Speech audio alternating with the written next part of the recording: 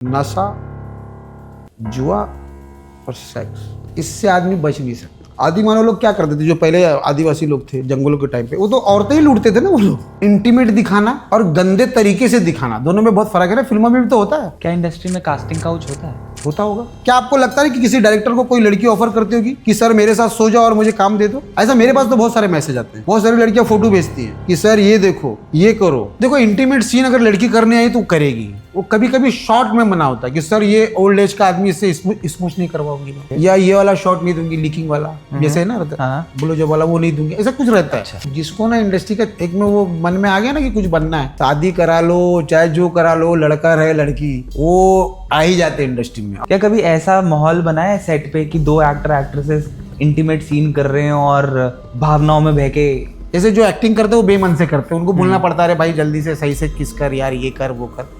और जो मन से करते हैं उनको कुछ बोलना नहीं पड़ता, उनको खाली एक्शन बोलो, वो सब खुद ही करते हैं। अब जैसे बहुत सारे जो बहुत पुराने ढीठ हो गए, वो पौन दिखाओगे उनसे कुछ होगा नहीं, क्योंकि सब देख चुके हैं, सब कर चुके हैं। उनको ना एरोटिक टाइप चाहिए कि देख रहा है, ताड़ रहा है, पल्लू झा रहा है, वो अपनी पुरानी यादें करते हैं, उनको समय चाहिए। और जो नई लड़की आ रही ना और बिंदास आ रही, इसने इतना किया, अब मुझे पता है कि उस लड़की ने इतना किया था, अब दूसरी को यही इंडस्ट्री में नाम कमाना है, वो ज्यादा करेगी, वो ज्यादा करेगी। क्या सोसाइटी में इससे गलत मैसेज जा रहा है? जब बोल्ड में अगर आ रहा है तो आदमी जब ज्यादा करेगा तो दिखेगा, कम करेगा तो आदमी बोलेगा यार क्या कर रहे हैं मारा। तो अगर बोल्ड में टिकना है तो आपको रियल जैसा करना है, ज्यादा जो रोल कर रहे हो तो रियल करो, तो तब आप नोटिस होगे। मुझे एक ने बोला कि ये करोगे राज कुंद्रा वाला, मैंने बोला ठीक है करूंगा यार, तो कुंद्रा का तो नाम भी है। जब बुरा निकला ना, निप्पल दिखने लगे, तो वो डर गई एकदम चेहरे पे ऐसे ऐसे, तो मुझे लगा यार ये नहीं करना है। उसके बाद से फिर मैंने एक ही किया है। आप चाहोगे कि आपके बच्चे आपके बनाया हुआ कंटेंट देखें? आज के हमारे गेस्ट हैं इंडियन फिल्म और टीवी इंडस्ट्री के डायरेक्टर सलीम समीर खान जी। इन्होंने अपने करियर की शुरुआत एक असिस्टेंट डायरेक्टर के रूप में की और सावधान इंडिया और क्राइम पेट्रोल जैसे पॉपुलर क्राइम शोज का डायरेक्शन दिया, जो अपनी इंपैक्टफुल स्टोरी टेलिंग के लिए काफी पसंद किए गए। At present Sameer ji adult web industry का हिस्सा हैं और 300 से भी ज्यादा इरोटिक फिल्म्स और शोज जैसे बाबूजी घर पे हैं, लेडी हंटर और मोना 69 डायरेक्ट कर चुके हैं। तो आज के इस एपिसोड में हमने उनसे बात की उनकी जर्नी के बारे में, एडल्ट इंडस्ट्री के चैलेंजेस और बिहाइंड द सीन रियलिटीज के बारे में, कास्टिंग के प्रोसेस और ऑन सेट एनवायरनमेंट के उनके अनुभवों के बारे में। साथ ही ये भी डिस्कस किया कि इंडियन सोसाइटी का इस जॉनर के लिए क्या नजरिया है, कैसे ये इंडस्ट्री इवॉल्व कर रही है और इसका फ्यूचर क्या है। तो बिना किसी देरी के शुरू करते हैं ये दिलचस्प episode with none other than director Salim Sameer Khan. आपकी इंडस्ट्री की बात करें, इरोटिका की, बट उससे पहले मैं ये जानना चाहूँगा समीर सलीम खान जी, आप इंडस्ट्री में आए कैसे? आपकी जर्नी आपने कहाँ से स्टार्ट करी? मुंबई ही रहते थे या मुंबई आना हुआ? किस तरीके से आपने अपना पूरा का पूरा सेटअप बनाया यहाँ पे? कैसे आप असिस्टेंट डायरेक्टर से आज डायरेक्टर प्रोड्यूसर बने हैं? इस जर्नी के बारे में थोड़ी सी बात करते हैं। जर्नी यार मैं पहले भी बता चुका हूँ। तो मेरी जर्नी स्टार्ट है, मैं मुंबई का ही हूँ। यही मुंबई में धरावी है, वहाँ रहता था, पिताजी टैक्सी ड्राइवर थे। मैंने मुंबई में ही पढ़ाई की सरकारी स्कूल में, उर्दू मीडियम से। ओके। और बीच में मैं मदरसे में भी रहा, छोटा था तब 3 साल मदरसे भी पढ़ा हूँ, जो इस्लामिक। तो पहले दिल हुआ कि मदरसे पढ़ता हूँ, वहाँ गया, पढ़ते पढ़ते फिर ऐसा लगा कि नहीं यार ये तो मैं कर नहीं पाऊँगा, क्योंकि वो वाला। फिर वहाँ से आया, फिर एडमिशन कराया, लेकिन पढ़ाई 10वीं तक ही हुई है। और फिर 10वीं के बाद वही टैक्सी चलाने लगा। कितने साल टैक्सी चलाई आपने? 98 का मेरा लाइसेंस है। 98 का आपका लाइसेंस है। और फिल्मी दुनिया में कब आना हुआ आपका? 2010 में। 10, करीब करीब 12 साल आपने टैक्सी चलाई। ऑल ऑफ अ सडन ऐसा क्या हुआ कि आपने फिल्म इंडस्ट्री की तरफ रुख बदल लिया?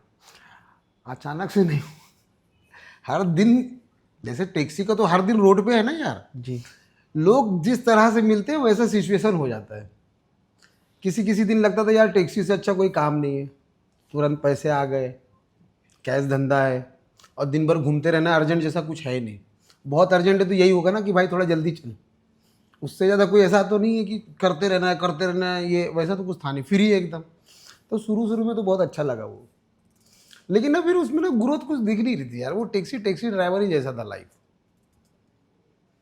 कुछ बड़ा कर रहा था। तो क्योंकि मैंने तो अपने टैक्सी ड्राइवर तो देख चुका था ना, अपने पिताजी को, वो तो बहुत करीब से देखा मैंने। और मेरे अड़ोस पड़ोस में ज़्यादातर जो लोग हैं वो टैक्सी ड्राइवर ही थे, छोटे तबके के लोग थे। तो मुझे ना कहीं ये लगता ही था कि अगर मैं कोशिश नहीं किया अभी से, तो जैसे मेरे पिताजी वगैरह रह गए, कुछ नहीं कर पाए, क्योंकि उनकी मानसिकता ये है कि हम गरीब हैं और गरीब ही रहेंगे, हम लोग बड़े नहीं बन सकते। अगर कुछ कोशिश करो तो घर वाले ही चिल्लाते थे कि ये क्या कर रहा है, निकम्मा हो गया है, तेरी तो खाली बातें बड़ी बड़ी है, डायरेक्टर बनेगा, ये करेगा, पिक्चर करेगा। मतलब उनको पता है कि तू कर नहीं सकता, उनको पहले से पता है। वो हर माँ बाप अपने बच्चों को बताते ही हैं। और जो हमारे दोस्त यार है जो घर परिवार के कारोबार में लग गए, वो तो सही है। जैसे मेरा कोई दोस्त टैक्सी चला रहा है, मैं नहीं चला रहा जी। तो मैं निकम्मा हूँ। वो बेचारा समझदार आज तक टैक्सी चला रहा है। अब मैं जाता हूँ तो मेरे दोस्त यार सब टैक्सी चला रहे हैं ना। मैंने हर दिन के साथ मेहनत किया, सोचा, मुझे ऐसा लगा कि यार नहीं यार, जो कहावत वगैरह ना कि गरीब पैदा होना और गरीब मरने में बहुत अंतर है, इंसान कोशिश करेगा तो बनेगा। बिल्कुल। तो वो मैं सोचा, और मैंने कहीं देखा भी तो है लोगों को बनते हुए यार, हम लोग कहानियां तो पढ़ते हैं ना। राइट। तो वो कोशिश किया मैंने कि एक बार ट्राई करूंगा यार, कैसे नहीं होगा। रास्ता ढूंढा कि यार मेरा भी तो कोई मालिक रास्ता रखा होगा आगे बढ़ने का। तो ईश्वर पे बहुत विश्वास किया, क्योंकि जैसे लगता ना कि अगर मैंने सोचा कि यार मुझे असिस्टेंट बनना है, तो अगर पहला हम कहीं ना कहीं कुछ सोचते तो कहीं ना कहीं ईश्वर को भी लाते हैं ना, मालिक को भी लाते हैं कि यार मुझे ये करना है, मेरी मदद करना है, ये करना, मुझे निकलना है। और वो रहता ही रहता है। और हम जब सोचते हैं उनकी ताकत रहती है तो आदमी कोशिश करता है, ये मेरा मानना है। और जब जैसे ही फर्स्ट होता है, जैसे मैंने सोचा कि यार मुझे असिस्टेंट बनना है और यहाँ लगना है, कहीं पे भी लगना है, और मैंने कोशिश किया, नहीं हो रहा था। क्योंकि जब जैसे एक टैक्सी ड्राइवर हो, शादी हो गई थी, बच्चे थे मेरे, तो कोई मान ही नहीं रहा था कि असिस्टेंट बन जाएगा। और असिस्टेंट बड़ी चीज़ है, बहुत बढ़िया। और टैक्सी ड्राइवर बहुत मालिक से मिन्नतें, बहुत कोशिश, इसको बोलना उसको बोलना करते करते मेरे एक दोस्त ने लगवा दिया छोटी बहू में, और टैक्सी मेरी छूट गई। तो जब मैं फर्स्ट टाइम लगा, भले से फ्री में ही लगा मैं, तो मुझे लगा ना कहीं मालिक मेरे साथ है। अब मुझे पीछे नहीं हटना है, ये विश्वास है मालिक का। और फिर वो मैं मेहनत करना चालू किया। आप टैक्सी चलाते थे उस टाइम पे, जब आप खुद ही बता रहे हो कि आप छोटी बहू सीरियल में लगे और आप फ्री में लगे, कोई पैसे नहीं मिलते थे, घर खर्चा वगैरह सब कैसे चलता था उस टाइम पे? घर खर्चा, टैक्सी तो चलाया ही था ना। मुझे ये पता था कि मुझे कम से कम 2-3 महीना, 4 महीना, 6 महीने के तो पैसे मुझे चाहिए।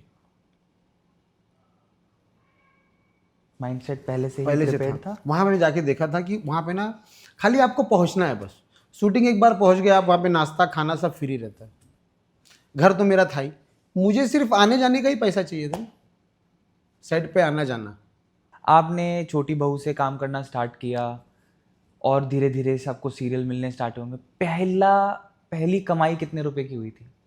पहला पगार लगा मुझे, ओके, पर कितने डे का? नहीं था, 8,000। 8,000 रुपए। जब 3 महीने के बाद जो TCR लिख रहा था उसका 8,000 पगार था। तो शुरू में मेरे TCR क्या होता है?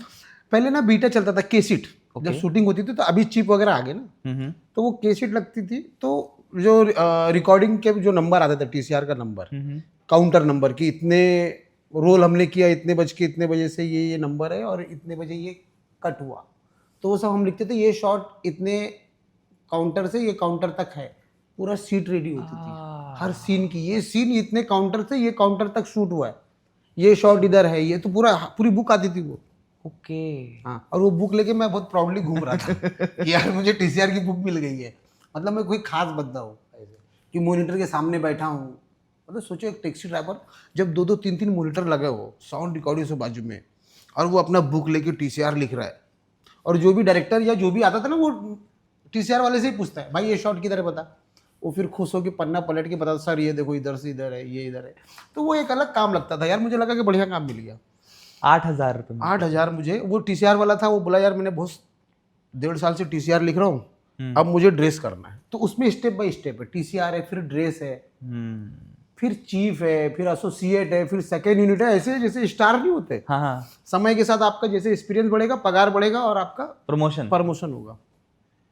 मैं उसके लिए दुआ करने लगा कि भाई इसको जल्दी ड्रेस मिले तो ये जाए तो मैं TCR पे परमानेंट हो। तो मेरा दुआ तो रंग लाया, उसको जल्दी से कोई शो में ड्रेस का काम मिल गया। ओके। तो मैंने बोला भाई ठीक है, उससे ज़्यादा खुशी मुझे था कि तुझे ड्रेस का काम मिला, मैं यहाँ पे फिक्स हो गया। क्योंकि मैंने 3 महीना किया था तो सबने बोला कि समीर अच्छा कर रहा है, इसी को रखते हैं यार, अभी नया लड़का क्या लाए। तो मैं लग गया वहाँ पे, फिर करने लगा। फिर अब उसी कंपनी का जब दूसरा शो आया, वो टीम को तो मैंने दिखा दिया ना कि मैं मेहनत करता हूँ। तो अब वो टीम का जब दूसरा शो आया, वो तो पुराने थे ना, तो जब भी जैसे डायरेक्टर गए वहाँ पे, तो असिस्टेंट में कौन कौन रहेगा, तो एक समीर जरूर रहेगा TCR के लिए, बंदा अच्छा है, मेहनती है, भागता दौड़ता है।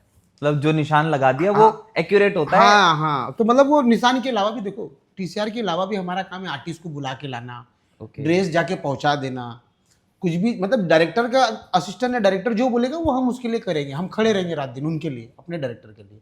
तो डायरेक्टर को ऐसे ही बंदा चाहिए कि उसने जो बोल दिया खड़ा रहे तो खड़ा ही रहे। तो मैंने अपने डायरेक्टर की बहुत मतलब दिल से रिस्पेक्ट किया, बहुत मेहनत किया। उनको समझ में आ गया कि मेरे टीम में एक बंदा ये चाहिए, जिससे टीम मजबूत हो रही है ना, डायरेक्टर को ईजी हो जाता है अगर उसकी टीम अच्छी होती है। तो मेरा नाम एक आने लगा कि यार छोटे ही पोस्ट पे, लेकिन समीर का नाम एक आने लगा ना, तो वो मुझे खुशी थी कि यार मैं कब दिखने लगा अब। और फिर मैं समझ गया कि जैसे वो बंदा TCR छोड़ के ड्रेस में गया, तो मैं समझा भी ना कि ड्रेस भी देखना रहता है, कंटिन्यूटी, उसके लिए एक बंदा अलग रहता है, उसका पगार 15,000 है, क्योंकि वो ज़्यादा दिमाग वाला काम है कि डेली शूट में क्या, डेली तो शूटिंग सब होगा नहीं, राइट। तो कल कौन सा ड्रेस पहना था, कौन सा ज्वेलरी पहना था। उस टाइम में मोबाइल भी बहुत छोटे छोटे होते थे, कीपैड वाले। हाँ, और बहुत सारा ना लिखना पड़ता था कि ये ज्वेलरी के डायमंड वाला पहना है, ये पहना। तो ड्रेस वाले का काम बहुत ज़्यादा मेहनती था। फिर मैंने सोचा यार मुझे भी ड्रेस करना, फिर सीखने लगा कि ड्रेस कैसे कंटिन्यूटी मेंटेन करते हैं, कि एक्सटीरियर में क्या शूट हुआ, इंटीरियर में कैसे करना, वो याद रखना पूरा। अच्छा, मतलब एक एक चीज हाँ। नेक्स्ट शॉट के लिए रिकॉर्ड बना के रखना। जैसे आज हम दोनों बैठे, हाँ ठीक है, अब भाई बहुत लेट हो गया, अब स्टूडियो वाले बोला अब इससे ज़्यादा शूटिंग होगा नहीं। हाँ। अब लेकिन हमको करना था 1 घंटा, और हमने बात की सिर्फ 10 मिनट जी। अब अगले दिन फिर सेम सेटअप चाहिए ना, राइट। कि आपने क्या पहना था, हाथ में क्या था, चश्मे कौन थे, क्योंकि अगर नहीं चीजें एक भी चेंज होगी तो दिख जाएगा। लोग तो पकड़ लेते हैं। हाँ, लोग पकड़ लेते। तो वो काम सबसे ज्यादा ड्रेस वाले का है, वो सीखना सबसे हार्ड, मतलब ऐसे दिमागी तौर पे, क्योंकि बारीकियां हैं। 12 आर्टिस्ट है, और आर्टिस्ट भी पूछते ना भाई मैं कल क्या पहना था, तो अब एक ने बोल दिया कल क्या पहना था, दूसरे ने भी बोल दिया था मेरे हाथ में ये बैग था कि नहीं था, तो आदमी कंफ्यूज हो जाएगा कि था क्या। अभी तो मोबाइल है तो फोटो वगैरह सब चेक कर ले रहे कि भाई ये आपने ये पहना था, वो पूछते मैं कल किस हाथ में क्या था, हाँ सर ये हाथ में ये था। अभी इजी हो गया है, हाँ। क्योंकि मोबाइल सीधा फोटो दिखा दो, लेकिन पहले बहुत टफ था। और उसके लिए ना ड्रेस में अगर गलती किया आपने तो रीशूट होना ही है। जैसे एक बंदा काले ड्रेस में गाड़ी से उतरा, हाँ। रात में हमने शूटिंग किया कि एक्सटीरियर शूट करते, काला ड्रेस पहन के आया वो। हाँ। अब हमको अगले दिन सुबह इंटीरियर करना है, तो अगले दिन भी कर सकते हैं, बिल्कुल कर सकते हैं। अब अगले दिन अगर वो ड्रेस वाले ने उसको लाल दे दिया, सफेद दे दिया जल्दबाजी में तो वो उतरा था काले में और घर में घुस रहा है वाइट में, वो सीन पूरा रीशूट होता है, पूरा खर्चा उस दिन का तो पूरा सारे, अगर एक का भी ड्रेस गलत हो गया तो सारे का फिर जो ड्रेस है, एक गलती सब पे भारी पड़ती है। हाँ, वो तो ड्रेस वाले का बहुत रिस्क रहता है। तो बहुत ये से सीखा। एक बार मेरे से भी हुआ था, वीरा करके एक शो था। वीरा मैंने सुना है, ये स्टार प्लस पे आता था। स्टार प्लस पे आता था, मैं गया था, पंजाब भी गया था, असिस्टेंट था उसमें, ड्रेस देख रहा था। ओके। तो प्रमोशन हो गया था। हाँ। तो पवई में उसका सेट था, आउटडोर तो निकल गया। अब आउटडोर में हमने बीच बीच का चंक किया, तो जो एक्सटीरियर है पंजाब का, हवेली, खेत खलियान, अब इंटीरियर ना मैच करना था कि वहाँ उसने 1.5 महीने बाद शूटिंग यहाँ हो रही थी, कि वहाँ हमने ये शॉट लिया था तो वो क्या पहन के वहाँ से निकला था, अब घर पे पहुँच रहा है। तो ऐसे करते करते करा, लेकिन एक गलती हो गई थी मुझे यार, बहुत मतलब उसी दिन पकड़ लिया था, लेकिन वो सीन तो रिशूट हुआ। तो मुझे ऐसा लगा कि यार मैंने छोड़ दिया वो काम। फिर उस दिन मुझे लगा कि नहीं यार, मतलब मेरा इतना गलती भी नहीं था। क्या होता है ना, असिस्टेंट के ऊपर 2-3 असिस्टेंट और होते हैं ना, तो वो अपनी गलती भी जो कमजोर रहता है, जैसे हवलदार के ऊपर कैसे इंस्पेक्टर लोग कर देते थे, वो ऐसा हो गया था। उसमें गलती पूरी मेरी आ गई थी, तो मुझे बहुत अफसोस लगा। और मैं सबसे ज़्यादा मेहनत करता था, लेकिन वहाँ पे क्या हो गया था, 2 मेरे और सीनियर थे, तो उनको भी तो नंबर लेना था, तो वो कुछ भी होता था तो मेरा ही नाम आ जाता, तो मुझे बेवकूफ़ बन के काम नहीं करना था। तो मुझे बहुत बुरा लगा। मुझे लगा कि नहीं यार, मैं अंदर से तो अलग हूँ, ये लोग मतलब अगर इनके साथ रहा तो ये लोग तो मुझे 2 महीने में सर को ये बता ही देंगे कि ये बेवकूफ़ है। कि कुछ भी गलती हो रही है, अगर मेरा नाम आ रहा है तो मैं कितना गलती कर पाऊंगा। सही बात है। तो मैंने वो सोच छोड़ दिया। फिर उसके बाद मैं सावधान और क्राइम में आ गया। यहाँ मुझे इजी लगता था। डेली सुबह में क्या है कि डेली सुबह 6 बजे उठना है और घर पे पहुंचना है 11 बजे। डेली उसमें छुट्टी है ही नहीं, क्योंकि डेली टीवी पे आ रहा है वो। तो सावधान वगैरह में क्या है, 3-4 दिन की शूटिंग होती थी, फिर रेस्ट है, फिर आराम से सो रहे। तो मुझे ये अच्छा लगा क्राइम। सावधान में आप क्या कर रहे थे? आप ड्रेस ही कर रहे थे या? मैं एसोसिएट बन गया था वहाँ पे, डायरेक्टर के बाद जस्ट। ओके। वहाँ मैं एसोसिएट बन गया था। अब मेरे निगरानी में सब है, कि अब डायरेक्टर सिर्फ शॉट लेगा, मैं ही सब प्लान करता था। तो ये अचानक से कैसे हुआ? मतलब आप यहाँ पे ड्रेस का कर रहे थे, एक्सपीरियंस की वजह से आपको वहाँ पे? डेली सुब में क्या है कि आप साल साल, जैसे मैं अगर टीसीआर लिख रहा हूँ तो जब तक शो चल रहा है तब तक मैं टीसीआर, लेकिन काम तो मैं हर दिन देख रहा हूँ ना, सीख रहा हूँ। काम मेरे सामने शूटिंग हो रहा है, डायरेक्टर क्या शॉट लगा रहे हैं, क्या कर रहे हैं, हर दिन में 15 सीन हो रहे हैं। तो सोचो एक साल में मैंने कितने सीन देखे होंगे राइट। शूट होते हुए ना। हर सिचुएशन आया होगा, डायरेक्टर परेशान रहा होगा, आर्टिस्ट ने कुछ किया होगा। तो डायरेक्टर मतलब कि हर चीज उसको पता है कि अगर ऐसा होगा तो ऐसा करेंगे, ऐसा होगा तो ऐसा करेंगे। तो काम तो सीख ही रहा था। मतलब अपने ऊपर से ये भी बता रहा हूँ कि जैसे टीसीआर हूँ, मैं लिख रहा हूँ, तो अब मुझे ड्रेस जल्दी कोई देगा नहीं, क्योंकि सबको पता है कि ये टीसीआर वाला है। फिर वो टीसीआर से जान छुड़ा के ड्रेस में आना एक अपना एक स्ट्रगल है। फिर क्योंकि लोग ना बढ़ने नहीं देंगे आपको। फिर वो ड्रेस से फिर चीफ बनना, एक जो रिक्वायरमेंट वगैरह सेटअप का, जैसे अभी यहाँ पे चीफ का क्या काम है भाई, मीटिंग है आज, ब्रॉडकास्ट होने वाला है, तो उसमें क्या क्या लगेगा, सोफे, चाय वाय, ये वो, ये रिक्वायरमेंट देना। तो वो थोड़ा बड़ा लेवल है उसका। उसके बाद फिर एसोसिएट, तो मैं उसमें एसोसिएट था। देखो बजट कम होता है ना जी। तो जो पुराने हो जाते हैं, वो पुराना एसोसिएट बोलेगा सर मैं लूँगा पर स्टोरी 10,000। तो मैं बोलूँगा सर मुझे काम आता है, मैं लूँगा। तो वो बोलेंगे हमारा बजट इतना करेगा, तो मैं बोलूँगा करूँगा, एक स्टोरी करके देखता हूँ। मैं एक स्टोरी में मैंने अच्छा शेड्यूल बना लिया, प्लानिंग कर लिया, पूरा शूटिंग कैसे होगा, कॉल टाइम किसको देना है, सारा मैं स्टोरी पढ़ के पूरा डायरेक्टर को मैं पूरा ब्रीफ कर रहा हूँ कि सर इतना सीन इधर है, घर के अंदर इतना है, नदी में इतना है, रात को इतना है, मैं पूरा प्लान करके दे दिया। तो उसको लगा कि नहीं बंदा सही है, पूरा आर्टिस्ट मैनेज कर रहा है, लोकेशन मैनेज कर रहा है, तो कॉन्फिडेंस बढ़ता है वहाँ से। फिर वो मैंने किया तो वो पास हो गया कि यार बंदा बढ़िया है। जैसे डायरेक्टर से पूछते ना कि कैसे किया, बोला सर अब मुझे तो समीर ही चाहिए। फिर समीर करने लगा। अब ऐसा टाइम आ गया कि मेरे डायरेक्टर सिर्फ एक्शन बोलते थे, सारा काम मैं ही कर रहा था, क्योंकि कहीं ना कहीं मुझे पता था डायरेक्टर का नाम उनका जा रहा है, लेकिन सब कुछ मैं ही कर रहा हूँ। तो मेरा कॉन्फिडेंस बहुत बड़ा। मैं एडिट पे भी जाता था, सीखता था कैसे एडिट हो रहा है, कुछ फीडबैक रहता था, ऐसा करो। तो वो मुझे डायरेक्टर ऐसे मिले जो मुझे बहुत सपोर्ट किया कि जो करना है कर, और मैं एकदम खुल के उनको असिस्ट किया पूरा। मैं एसोसिएट होने का बहुत फ़ायदा उठाया मैंने। सावधान की बहुत सारी स्टोरी ऐसी है जिसमें मैं ही डायरेक्टर था, लेकिन मेरा नाम नहीं आया क्योंकि डायरेक्टर मेरे बॉस लोग थे, लेकिन शूट वाइज मैंने ही सब किया। जैसे एसोसिएट जो रहता है करना, ये करना सब, और बहुत सारी अच्छी स्टोरी भी थी। फिर वहीं पे मुझे आदित्य नारायण सिंह है, ओके। चंद्रचूड़ सिंह के भाई, ओके। उनका प्रोडक्शन हाउस में मैं कर रहा था श्री जगन्नाथ में। तो आदित्य सर ने मुझे ब्रेक दिया सावधान इंडिया में। बारूद नाम था उस शो का, एपिसोड का। और वो मैंने किया, चैनल को भी बहुत अच्छा लगा, सर को भी बहुत अच्छा लगा। फिर मैं सावधान करने लगा। सावधान में पर शूट में कितना पैसा मिलता था? देखो डायरेक्टर लोग को मिलता है 60,000, 80,000, 1,20,000। मुझे उन्होंने ब्रेक दिया था, उन्होंने बोला था कि मैं 20,000 दूंगा। मैंने बोला था ठीक है सर। 20,000 पर स्टोरी मुझे दे रहे थे, तो मुझे ठीक लगा था उस टाइम पे। अगर मैंने सोचा कि महीने में अगर मैं 4 स्टोरी भी करूंगा तो मेरा 80,000 रुपये हो जाएगा। वहाँ पे डायरेक्टर लोग को 80,000, अच्छे अच्छे डायरेक्टर भी हैं जिनको 1,20,000 पर स्टोरी मिलता है। तो ऐसे एक महीने में मैक्सिमम कितनी स्टोरीज निकाली होंगी आपने? मैंने एक महीने किया था सावधान का 1 किस्सा 5 हिस्सा। ओके। वो सीरीज आती थी, एक स्टोरी होती थी जो 5 एपिसोड होते थे आधे होते थे। तो वो मैंने किया था, एक किया था और मैंने 3 स्टोरी किया था, मतलब 5 एपिसोड वो और 3 एपिसोड वो, ऐसे। ये सबसे मैक्सिमम नंबर आपने एक महीने में निकाला ऐसा, है। हाँ। एवरेज अगर हम देखें एज अ डायरेक्टर,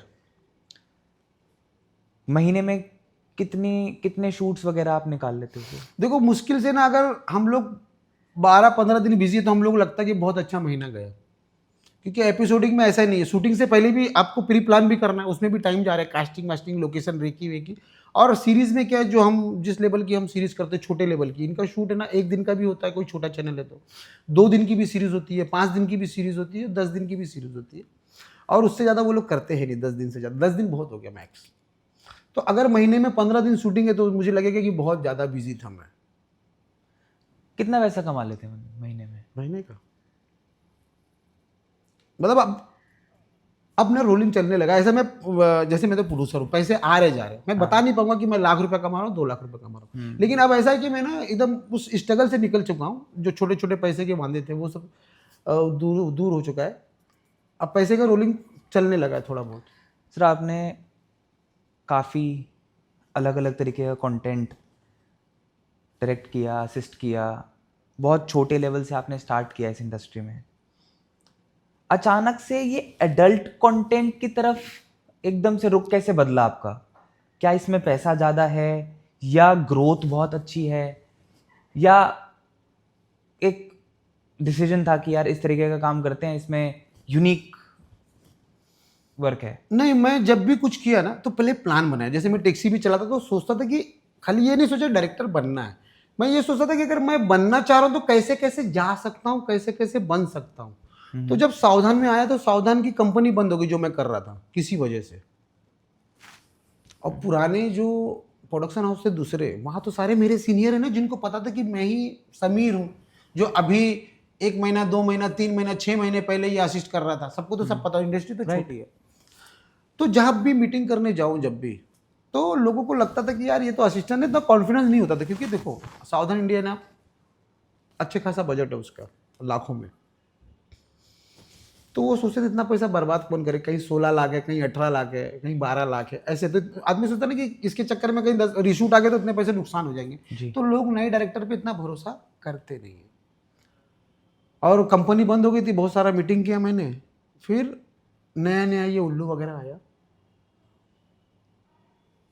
मैंने उसके कमेंट वगैरह पढ़े। पहले मुझे भी लगता था कि यार ये कौन लोग आ गए, माहौल ख़राब कर रहे हैं, ये कर रहे हैं। जब नए नए आए ना, मुझे बहुत वो लगा। मैंने बोला यार ये क्या हो गई, क्या बात हो गई यार, ये कौन आ गया यार, ये कोई बात है?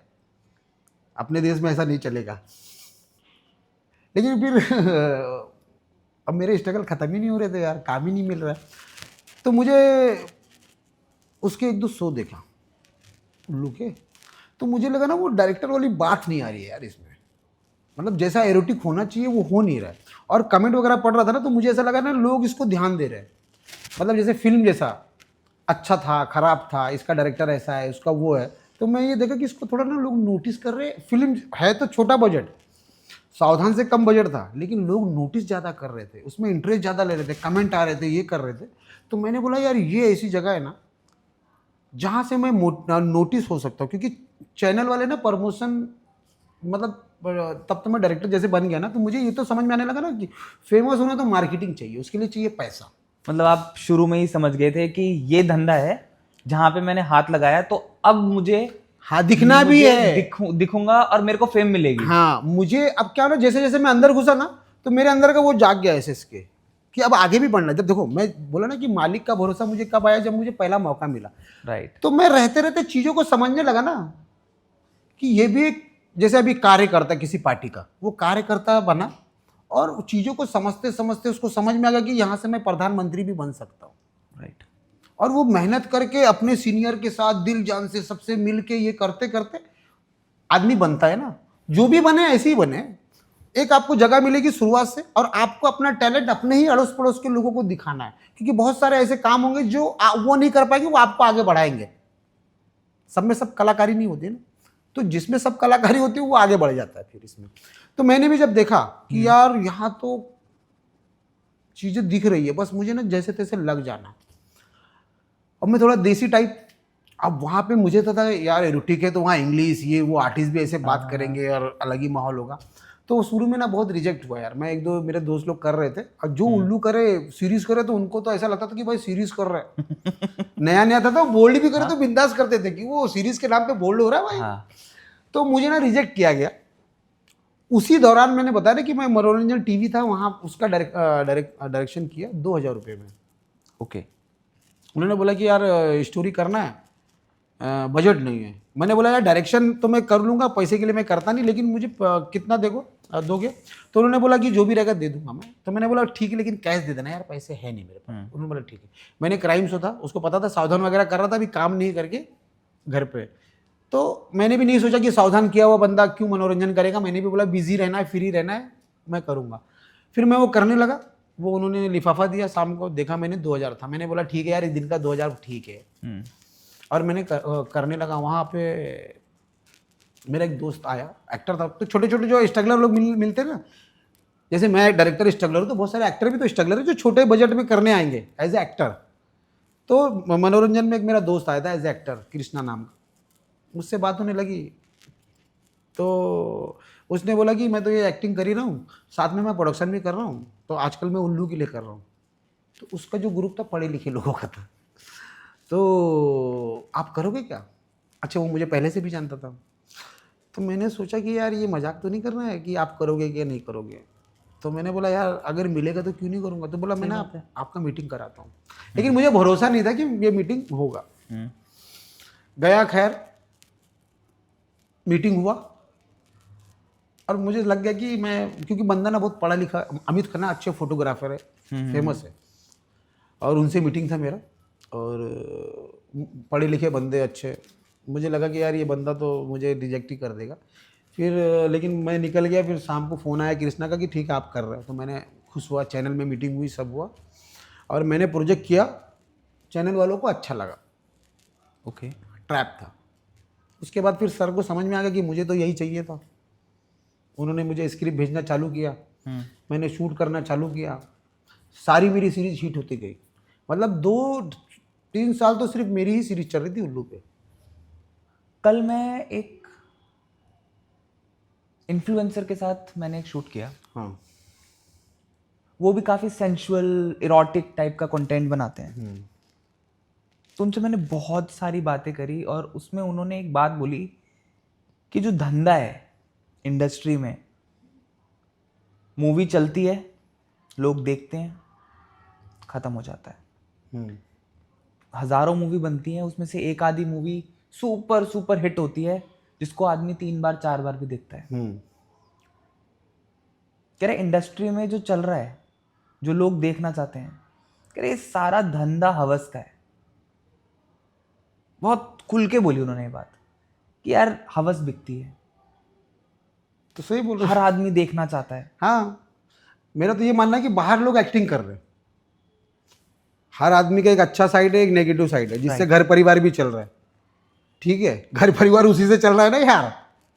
वो कहीं ना कहीं देखो, वो ईश्वर ने वैसे बनाया ही है। वो आदि मानव टाइम से जंगलों में नहीं होता था। जब आदि मानव लोग क्या करते थे, जो पहले आदिवासी लोग थे जंगलों के टाइम पे, वो तो औरतें ही लूटते थे ना वो लोग। उस टाइम पे क्या था, एक कबीला आया, वो दूसरे कबीले के ऊपर हमला किया, और वो करते कुछ नहीं था, दूसरे औरतों को लूटा, चले गए अपने, क्योंकि अपना कबीला बढ़ाने के लिए शुरू से चल रहा है। तो चल रहा है तभी दिख रहा है। सलीम सर, कितनी बड़ी इंडस्ट्री है एडल्ट, जो एडल्ट इरोटिक इंडस्ट्री है, कितनी बड़ी है? इंडिया में तो मुट्ठी पे है यार, सबको सब पता है, इतनी बड़ी नहीं है। और अपने देश में तो बड़ी हो भी नहीं पाएगी। जितना है उतना तो चल ही रहा है ना। देखो चल रहा है।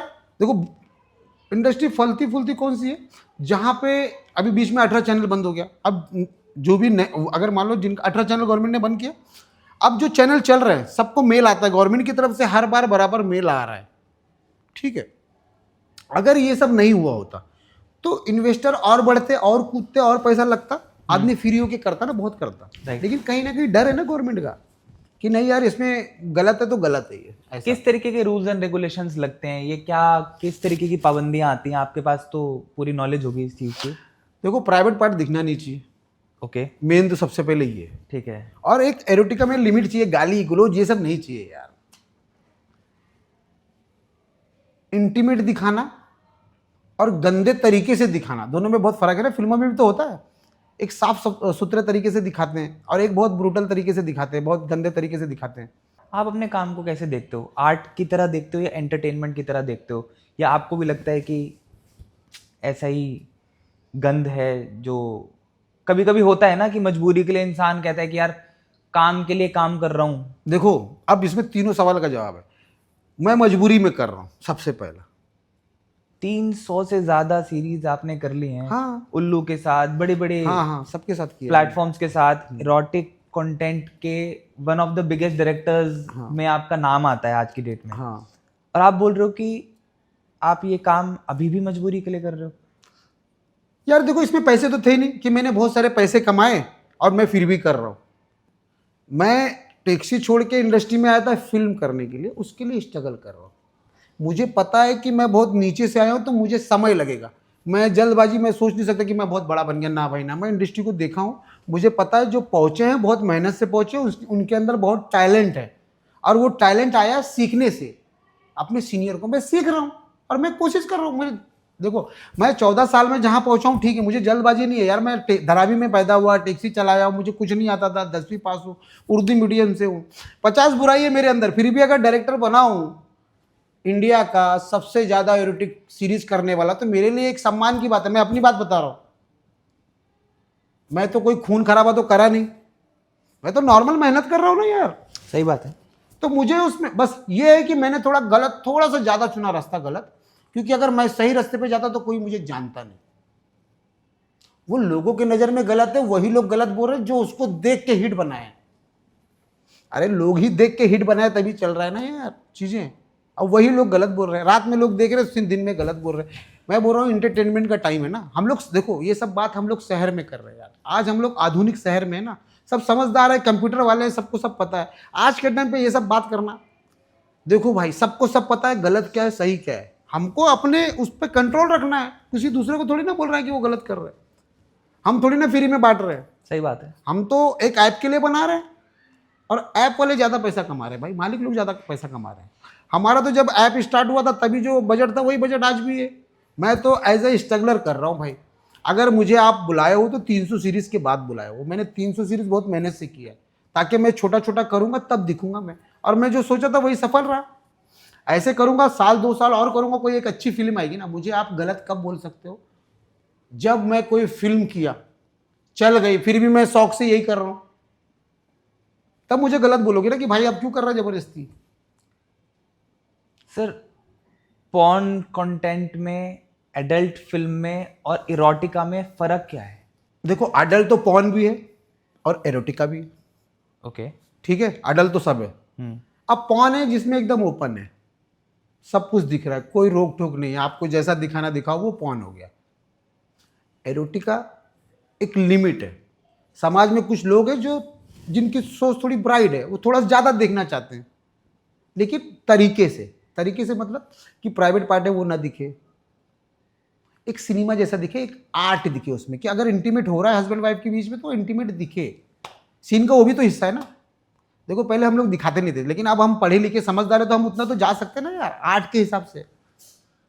नहीं, इरोटिका तो यार हम पुरानी मूवीज में भी देखें तो इरोटिक सीन्स तो हर मूवी में ऑलमोस्ट रहे हैं। देखो क्या हो रहा है कि हर मूवी में सब है। अभी ये मैं मानता हूँ कि बहुत ज़्यादा गंदगी है, क्योंकि बहुत इजी ऐप बन जा रहे हैं ना, हर कोई तो ऐप बना लिया है, तो अपना ऐप चलाने के लिए उसमें गंदगी थोड़ा ज़्यादा भर रहे हैं ताकि लोग उनके तरफ आए, बस मुद्दा ये है। और उसके लिए गवर्नमेंट नकेल कस रही है, जो ज़्यादा कर रहा है उनका ऐप बंद हो रहा है। एक इरोटिका सीरीज बनाने में शुरू से एंड तक लेकर क्या प्रोसेस होता है? कैसे एग्जीक्यूशन होती है? कैसे इसको स्टार्ट किया जाता है? किस तरीके से कास्टिंग की जाती है? इसके बारे में थोड़ा सा बताएंगे। देखो हमारा तो वही है कि जैसे चैनल ने कभी कभी बुलाया कि भाई ये स्टोरी है, हाँ। पहले मैं डायरेक्टर था, तो वो प्रोड्यूसर पिच करते हैं स्टोरी, उनको अच्छी लगी तो उनका एग्रीमेंट हो जाता है, फिर डायरेक्टर चूज होता है, चैनल बताता है कि किस डायरेक्टर को लेना है किस स्टोरी के लिए।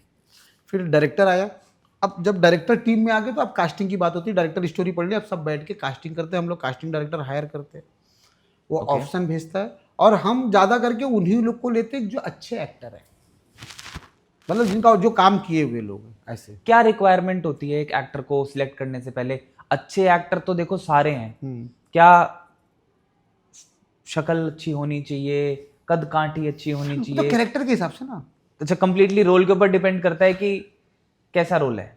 देखो रोल के ऊपर लगता ही रहता ही है, लेकिन जैसे एरोटिक है तो उसमें शुरू में ऐसा लगा था कि थोड़ा सा हेल्दी रहे, लेकिन अभी ना लोग ना हर समय के हिसाब से ना क्रिएटिव लुक चेंज करते हैं कि रियल लुक में भी चाहिए। जैसे अगर रद्दी वाला है तो रद्दी वाला दिखे, ऐसे तो वो समय समय पे ना बदलाव होते रहता है, वो चैनल के डिस्कशन के ऊपर कि ये स्टोरी चली थी या ये नहीं चली तो फिर हम कुछ दूसरा चेंज करके देखते हैं, वो सब डिस्कशन होते मतलब किरदार के हिसाब से ऑडिशंस होते हैं, कास्टिंग होती है और उसके ऊपर ऐसा डिसाइड होता किया है। जाता है। नॉर्मली क्या है ना, देखो इस इंडस्ट्री में मुश्किल से लड़का लड़की अगर मिला है 100 से ज़्यादा लोग नहीं, लड़कियां तो 50 होंगी और जो 20-25 लड़कियां हाथ पे। स्टोरी आते हम लोग को पता चल जाता है कि इसको इसमें लेना है या ले सकते हैं, और उसमें से कोई लड़की कहीं वहाँ बिजी है तो ऑप्शन नहीं है, फिर दूसरी को कास्ट करो।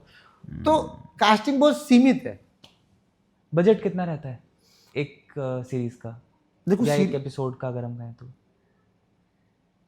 एपिसोड का ना लगभग से चैनल के हिसाब से, कोई चैनल 3 लाख भी दे रहा है, कोई स्क्रिप्ट, देखो स्टोरी, कास्टिंग, बजट, लोकेशन सब पे डिपेंड होता है बजट क्या है। जैसे आपकी स्टोरी में लोकेशन अगर महंगा है, आउटडोर है, तो उसका वो स्टोरी महंगी हो गई। कास्टिंग अगर चैनल ने बोला बड़ा चाहिए हमको तो वो स्टोरी महंगी हो गई। तो 3 लाख से 8 लाख, 10 लाख, 15 लाख ऐसी भी एपिसोड है। कितना पैसा कमा लेती है कौन? चैनल चैनल 3 लाख लगा के कितना निकाल लेते होंगे? आपको क्या लगता है? मतलब मैं एक अजम्पशन कैलकुलेशन अगर लेता, 1000 गुना, 1000 गुना कमा लेती है उसमें। जैसे मान लो कि जो स्टोरी मैंने जाने अनजाने के किया 2019 में किया ना, हाँ, तो अभी तक तो उसका पैसा आ रहा है ना, लोग तो देख रहे हैं ना। देखो वो तो आपने अपने लाइब्रेरी में रख लिया फिल्म, लोग जब जब जाके उसको रिचार्ज करके देख रहे हैं, आप तो उसी फिल्म का पैसा वसूल रहे हो ना। आप उसी फिल्म को देखो, इसमें प्रॉफिट क्या है? यही प्रॉफिट है कि शुरू में नहीं दिख रहा है, लेकिन एक एपिसोड आप कितने बार दिखा रहे हो, कितना लोग देख रहे हैं, और जब भी जो नया बंदा जुड़ेगा वो उस पुरानी चीज को भी देखेगा। अगर पैसा दिया तो वो आपने तो उससे प्रॉफिट ही कमाया ना, तो आप इससे लाइफ टाइम पैसा कमा रहे हो।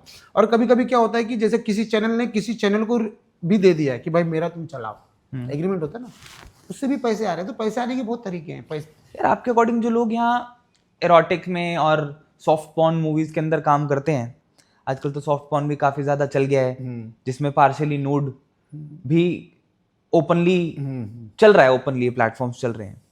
क्या मजबूरी होती होगी, या मजबूरी में काम करते हैं, शौक से काम करते हैं, या फिर इंडस्ट्री की डिमांड है, हर तरीके के एक्टर हैं, आर्टिस्ट हैं काम करने के लिए? मेरा ऐसा मानना है कि इसमें जो लोग हैं ना, जिद्दी लोग हैं। ओके, जिद्दी लोग हैं, जिनको लग रहा है कि यार उनको जहां जाना है, जहां पहुंचना है, उसके लिए वो वहां जाएंगे तो नहीं होगा, क्योंकि उस लायक नहीं। मतलब कि यार जैसे FTI, NSD लोग पढ़ के भी आ रहे हैं, स्ट्रगल कर रहे हैं, अब उसके सामने जैसे मेरे जैसा बंदा मैं कहाँ खड़ा हूँ यार जी। मुझे तो छोटे छोटे तरीके से जाना है ना। तो जो लोग यहाँ पे हैं वो जिद्दी लोग हैं कि हमको हर हाल में बनना है, वो समझदार लोग हैं, मैं उनको मानता हूँ। उनको पता है कि यार यहाँ पे एरोटिक सिर्फ ज्यादा है, सीन थोड़े ज्यादा, कुछ गलत नहीं है। वो लोग थोड़ा सा एक स्टेप ज्यादा कर रहे हैं ना, वो लोग थोड़ा ज्यादा कर रहे हैं। और यहाँ पे अगर वो लोग कर रहे हैं रिहर्सल, जैसे मान लो कि कोई लड़की एरोटिक कर रही है 5 साल से, तो ये मानोगे आपकी हर दिन के साथ उसका कॉन्फिडेंस बढ़ेगा, उसकी एक्टिंग में सुधार होगा, और वो एक्टर 5 साल बाद किसी बड़े एक्टर के साथ जब एक्टिंग करेगी, उसके पैर कांपेंगे? नहीं कांपेंगे, उसका अच्छा परफॉर्मेंस निकलेगा।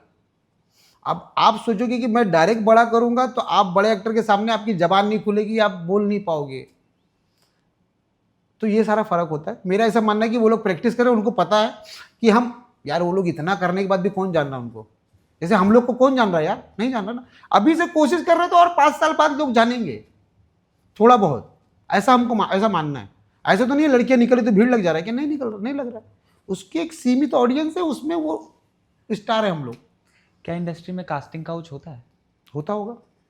ये होता होगा, क्या होता है? देखो, मैं वैसे मैं एक वैसे एक बात बोल रहा हूँ कि किसी से भी ये बात पूछो इंडस्ट्री में, आपको आज 14 साल हो गए इंडस्ट्री में, किसी से भी ये बात पूछो तो वो सीधे ही बोलते हैं होता होगा। आप भी तो इंडस्ट्री में हो। देखो, मैं इतनी फिल्में बन रही है, इतने न्यूज आ रही है, इतने बड़े बड़े एक्टर खुले आम बोल रहे हैं कि हमारे साथ हुआ, तो आपने कभी नहीं एक्सपीरियंस किया है, देखा? नहीं, मेरी तो एक तो वाइफ में लेके चलता हूँ साथ में।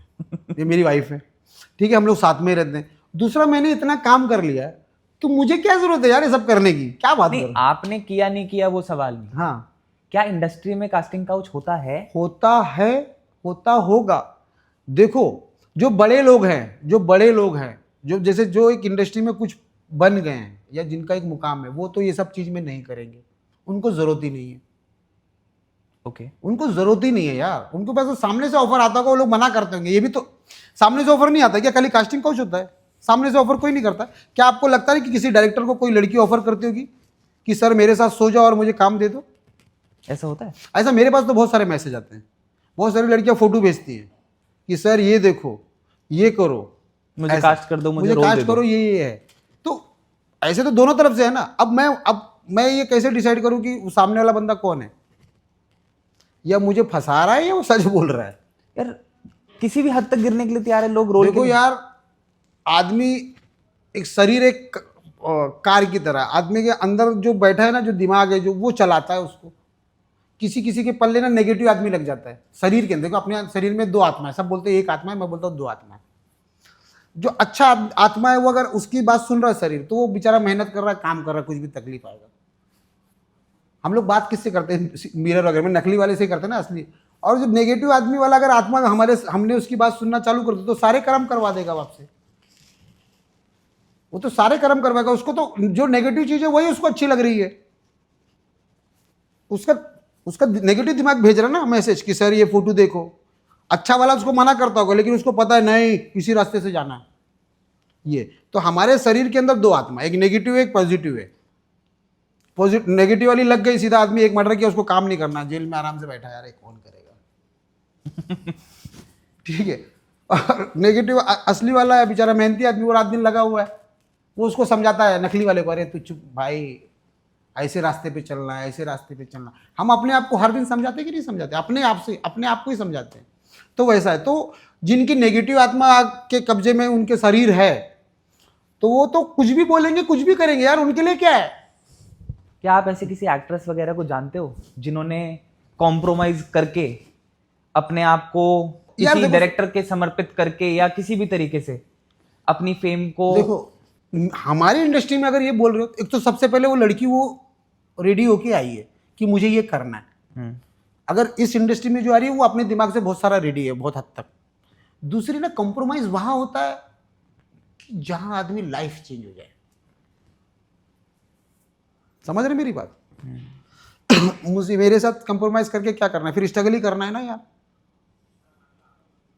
अब सोचो ना, मैं यशराज हूं क्या कि कंप्रोमाइज किया उसके स्टार बन गई क्या? आदमी कंप्रोमाइज वहां करेगा कि जहां पे उसने सोचा कि मैं कंप्रोमाइज कर रही हूं, इससे मुझे क्या बेनिफिट हो रहा है। लड़कियां बहुत समझदार है भाई, उनको पता है कि कहां कंप्रोमाइज करना है, कहां नहीं करना है। उनको जब उस चीज से बहुत ज्यादा मिलने वाला रहेगा तो वो सोचेंगे नहीं, वो कर लेंगे, अगर उस नेगेटिव दिमाग की होगी तो। ऐसा है। तो ये इंडस्ट्री इतनी बड़ी है नहीं, बोल रहा हूँ, स्ट्रगल चल रहा है। कंप्रोमाइज क्या करेगी यार सामने से? और वैसे भी सब दोस्त यार हैं यहाँ पे। यहाँ देखो, ये इंडस्ट्री अलग है तो इस पे लागू नहीं होगा यार। एक तो सबसे पहले लड़की रेडी हुई तो उसको बिकनी में ही भेजना है फोटो, तो कहीं ना कहीं दिमागी तौर पे तो रेडी है ना वो, कि ये मुझे काम करना ही है और इंटीमेट सीन देना ही है मुझे। तो यहाँ पे सोच अलग है, वो डेयरिंग बाज है वो लड़कियाँ, कि मुझे इस एरोटिक सीन से मुझे अपनी पहचान बनाना है, और बहुत सारे लोग पहचान बना रही हैं। क्या माहौल रहता है शूट के टाइम पे, सेट पे, जब शूट हो रहा होता है? बढ़िया माहौल रहता है। देखो देखो, जैसे लोग, कोई कहानी, कोई किस्सा, कुछ शूट सेट से कुछ ऐसा हुआ हो जो यादगार हो? यार शूट सेट पे तो बहुत सारी चीज़ें ऐसी होती है, लेकिन अब जरूरी नहीं कि ऑडियंस को पसंद आए। बहुत सारी चीज़ें हैं यार उसमें, ऐसा कुछ है नहीं। फिर भी जैसे मैं ना जाने अनजाने की है, और सुबह से हम मेरा भी सेकंड था, जेनी जेज आने वाली थी, अब आ नहीं रही, एक दिन में सीरीज करना है, और वो आई 12:30 बजे, और आई तो स्टोरी गाउटी थी, और वो आई तो दिखी एकदम जैसे नहीं इंग्लिश पढ़ी लिखी लड़की, एकदम मॉडर्न टाइप, ये सब पहन के। मैं बोला अरे बाप रे बाप, ये कौन आ गई, इसको कैसे बुलाएंगे, क्या करेंगे। फिर आई वो, खैर हम प्रॉम करते करते उसने बढ़िया किया, फिर जैसे जैसे दिन बीता अच्छा करने लगी। ऐसी छोटी छोटी बातें हैं। एक शूट के टाइम पे जब बहुत सेंसिटिव सीन्स हो रहे होते, कितने लोग प्रेजेंट होते हैं? मुश्किल से 7 लोग। जैसे हमारे पास 2 कैमरे, तो 2 कैमरामैन हो गया, एक फोकस पुलर हो गया, 3 लोग आपके ये हो गए, डायरेक्टर का असिस्टेंट 5, एक लड़की जो टॉवेल वगैरह लेके रहेगी 6, कैमरे में कोई एक बंदा रहा, जैसे ट्रॉली वगैरह लगा कुछ रहा, लाइट का कोई बंदा, ऐसे मतलब मुश्किल से 5-6 लोग, बाकी दरवाजे के बाहर रहते हैं। जब हमको कट करते तो आते हैं वो लोग। कभी ऐसा हुआ है कि कोई एक्टर नहीं करना चाहता हो कोई सीन, और मजबूरी, मतलब सिचुएशन ऐसी हो जाती हो कि यार ये सीन तो जरूरत है इस सीन की, तो कभी डायरेक्टर को फोर्सफुली भी कराने पड़ते हैं वो सीन एक्टर से? देखो इंटीमेट सीन अगर लड़की करने आई तो करेगी, वो कभी कभी शॉर्ट में मना होता है कि सर ये ओल्ड एज का आदमी, इससे स्मूथ नहीं करवाऊंगी मैं, ओके। या ये वाला शॉट नहीं दूंगी, लीकिंग वाला जैसे है ना रहता है, ब्लो जॉब वाला वो नहीं दूंगी, ऐसा कुछ रहता है। अच्छा। ये सब रहती है, ये सब तो हम भी सोचते हैं कि ठीक है मत कर सर, इसको यहाँ किस नहीं करूंगी, इसको वहां नहीं करूंगी, ऐसा। तो मतलब कभी ऐसा हुआ है कि शॉट की रिक्वायरमेंट हो और एक्टर ने मना कर दिया, और आपकी शॉट की रिक्वायरमेंट है ही है, तो उस सिचुएशन में क्या होता है? आर्टिस्ट को आप पे काट लेते हो या देखो एक तो धंधा एरोटिक है, तो इतना हम लोग ज्यादा बवाल करते ही नहीं कि ये कैसे नहीं करोगे, क्या है। हमारे सेट पे तो यही होता है। जैसे हम गए थे उधर शूट करने, क्या नाम है, गोवा में गए थे शूट करने, एक लड़की आई, जब उसका सीन आया, दिन भर छोटे छोटे जो डायलॉग वाले सीन थे करी, बिकनी का टाइम आया, बोली सर मैं नहीं करूंगी इंटीमेट। तो मैंने बोला ठीक है मत कर भाई, तो नहाने का तो सीन देते, कम से कम बिकनी में एक बार दिख तो जा। सही बात। इंटीमेट नहीं देना कोई बात नहीं, नहाने में तो कोई दिक्कत है नहीं, तू नहा रही बिंदास, हम शॉट लेंगे वैसा।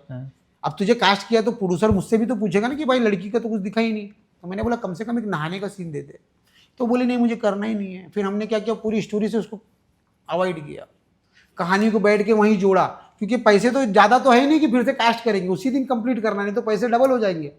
हमने फिर स्टोरी अपने हिसाब से जोड़ा। एक बार ऐसी हुआ, गुजरात में शूट कर रहे थे, उल्लू का सीरीज था, एक लड़का इमरान करके आजकल कर रहा है, हाँ। सुबह सुबह उठ के चला गया, उठ के चला गया, मतलब 2 दिन तो हमने शूट किया, हाँ। डायलॉग, तो वो बोला सर मैं नया हूँ, तो हमने बोला ठीक है तू जब तक देखते रहे। वो देखते देखते ना, जब उसका इंटीमेट का जिस दिन सीन था, तीसरे दिन गायब हो गया यार, गुजरात से गायब, सीधा बॉम्बे, डर के गायब, बोला मुझे करना नहीं। लेकिन आजकल कर रहा है वो, एरोटिक कर रहा है वो, लेकिन हमारा तो उस टाइम पे फिर हमने वो स्टोरी पूरी चेंज किया यार, तो ऐसे हो जा रहा, तो लोग डर भी रहे। एक मैंने स्टोरी किया था, गुजरात में था, एक बंदा आया, स्टोरी का नाम था CCTV, ऐसा कुछ था। जब इंटीमेट का सीन आया तो बोला सर ये सब नहीं है, मैं नहीं करूंगा। तो मैंने बोला क्यों भाई? मेल एक्टर बोला अरे मेरे गांव वाले तो ये कर देंगे वो कर देंगे। तो मैंने बोला आए क्यों? तो बोला मैंने सोचा था कि इतना नहीं होगा। तो मैंने बोला तो सीन मत कर जैसे, लेकिन मैं तो डायरेक्टर में चीट भी तो कर सकता हूँ अलग अलग करके। हाँ। तो मैंने बोला अलग अलग तो कर दे। मैं बोला गुजरात से अगर अभी भेज दूंगा तो बहुत नुकसान हो जाएगा, फिर इंडस्ट्री में तो मतलब जैसे होता नहीं फिर बवाल हो जाएगा। मैंने बोला कि ठीक है सीन शूट नहीं करना, मेरे को रियल तो करने दे। जैसे हम्पिंग का भी शॉट था, तो अलग अलग से शॉट बनाया कि भाई हम्पिंग कर रहा है, ये कर रहा है, पैर हिल रहा है, ये कर रहा है, ऐसे करते करते वो सीरीज निकाला हमने। तो ऐसा हो जाता, अब क्या करें। तो सेट्स पे बड़ी अनयूजुअल सी डिमांड भी होती होगी ना एक्टर की, कुछ ना कुछ ऐसी डिमांड रख देते होंगे जो बड़ी अटपटी होती हो। देखो कहीं ना कहीं उनको, देखो यार मेरे तो ऐसा लग रहा है कि उनकी डिमांड पूरी भी होनी चाहिए, क्योंकि एरोटिक कर रहे हैं, बजट नहीं है तो वो चिड़चिड़े होते हैं। हाँ। लेकिन यार वो क्या डिमांड्स होती हैं? कोई फन स्टोरीज वगैरह होंगी? देखो यार हमारे यहाँ तो क्या है ना, देखो बजट नहीं होता तो पंखे नहीं है, एसी नहीं है, वो वेनिटी नहीं है, मैंने ये बोला तो वो, ये छोटी छोटी दिक्कतें है। बाकी जब वो लोग काम करने लगते तो बिंदास करते हैं।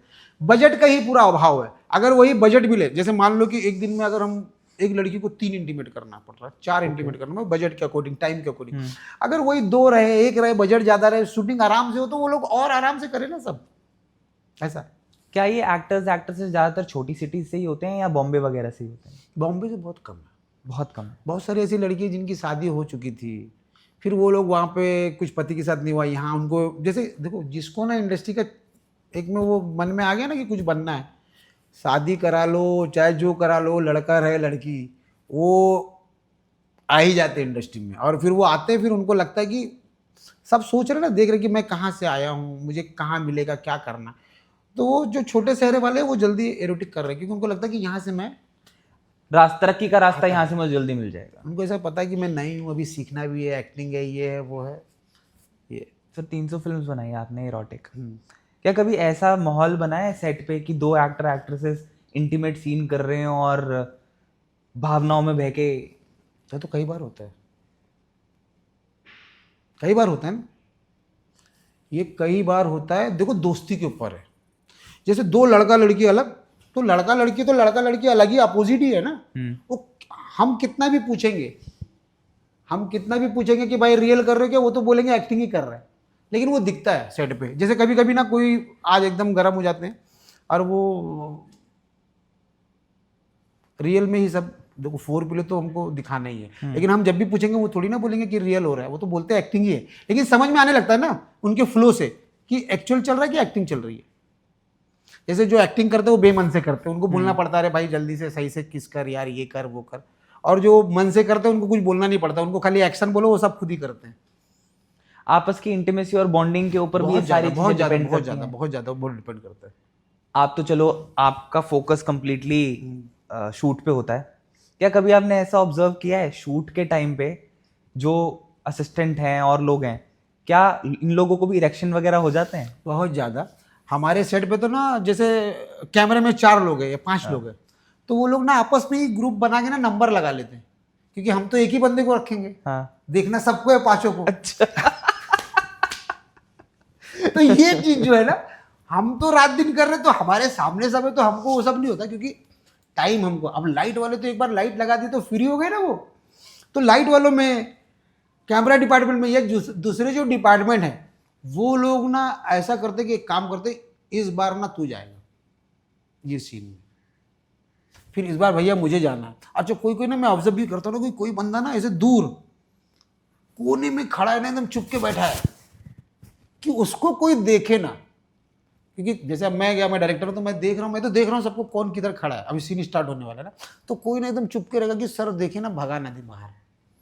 तो करते करते करते करते फिर जब उसका नंबर आता, हाँ भाई कौन है उधर, कौन है, फिर ये हमारी टीम में ये है कि उनको लगे रहता है कि देखना है। कभी कभी आपको नहीं लगता कि यार ये जो कर रहा हूं मैं गलत कर रहा हूं, बीइंग अ मुस्लिम?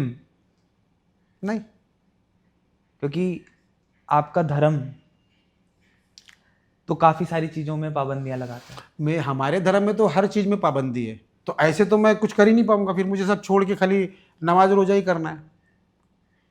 तो मैं ऐसा सोचता हूँ ना, जैसे मेरा ऐसा मानना है कि मैंने सोचा एज अ डायरेक्टर, मैंने इतनी सारी स्क्रिप्ट पढ़ा, इतनी स्टोरी पे मैंने डिस्कशन किया और इतने सारे सीन शूट किया, तो मेरा भी तो एक दिमाग चलेगा ना कुछ किसी चीज़ को लेके।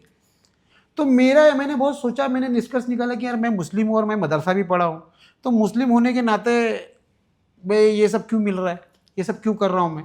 तो मैंने बोला कि अगर मुस्लिम में ये सब हराम है तो फिर ऊपर वाला अभी क्यों दे रहा है, क्योंकि मेरा एकदम पक्का अकीदा है, मेरा पक्का अकीदा है कि अल्लाह है, ईश्वर है, मैं मुस्लिम हूं।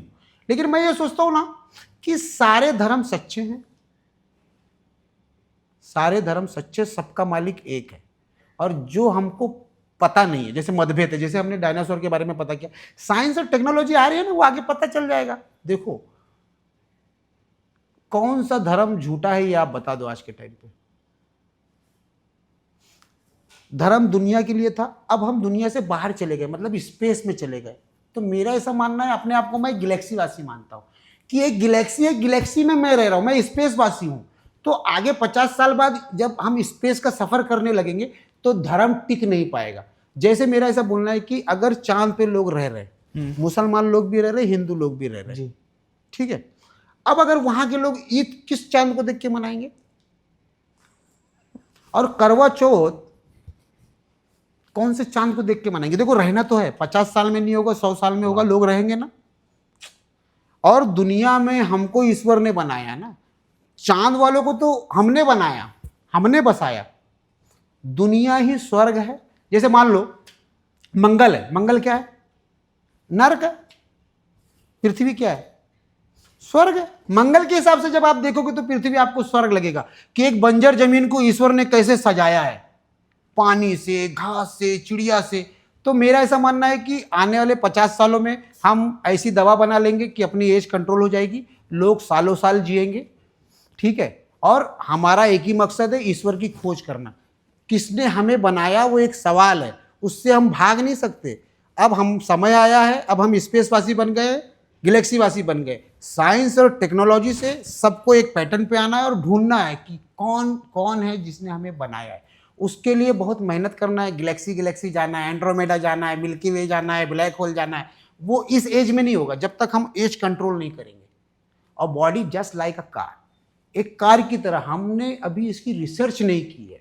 जैसे जैसे बॉडी की पढ़ाई होगी हमको पता चल जाएगा कि अच्छा भाई ये दवा करने से ये हम बूढ़े हो रहे हैं, ये करने से हम अपने एज को रोक लेंगे।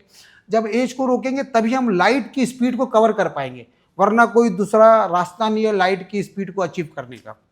तो मैं बहुत फ्यूचर के हिसाब से सोचता हूँ। तो मैंने बहुत पढ़ाई की, मैंने बोला मदरसा भी किया, मैं हर चीज़ को देखा। तो मैं ये समझ गया दुनिया, धर्म जो है ना दुनिया के लिए था। ईश्वर ने समय समय पे टीचर भेजा, लाइक भगवान, पैगंबर, मैसेंजर, ताकि हम पढ़ाई कर सकें। सारी चीज़ें पहले से थी। जैसे ये टेक्नोलॉजी जो आज है ये पहले भी थी, जब हम जंगल में आग नहीं जला पा रहे थे। हमारी पढ़ाई कमज़ोर थी, अब हम पढ़े लिखे लोग हैं। तो मेरा ऐसा मानना है सारे धर्म सच्चे, सब ईश्वर ने बनाया। ईश्वर को खोजने का समय आ गया है, साइंस से, टेक्नोलॉजी से।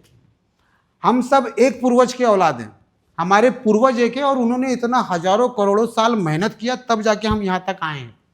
अब हम शहर में रहने लगे, हम सोसाइटी में रहने लगे, हम फर्स्ट सिविलाइजेशन बन गए हैं।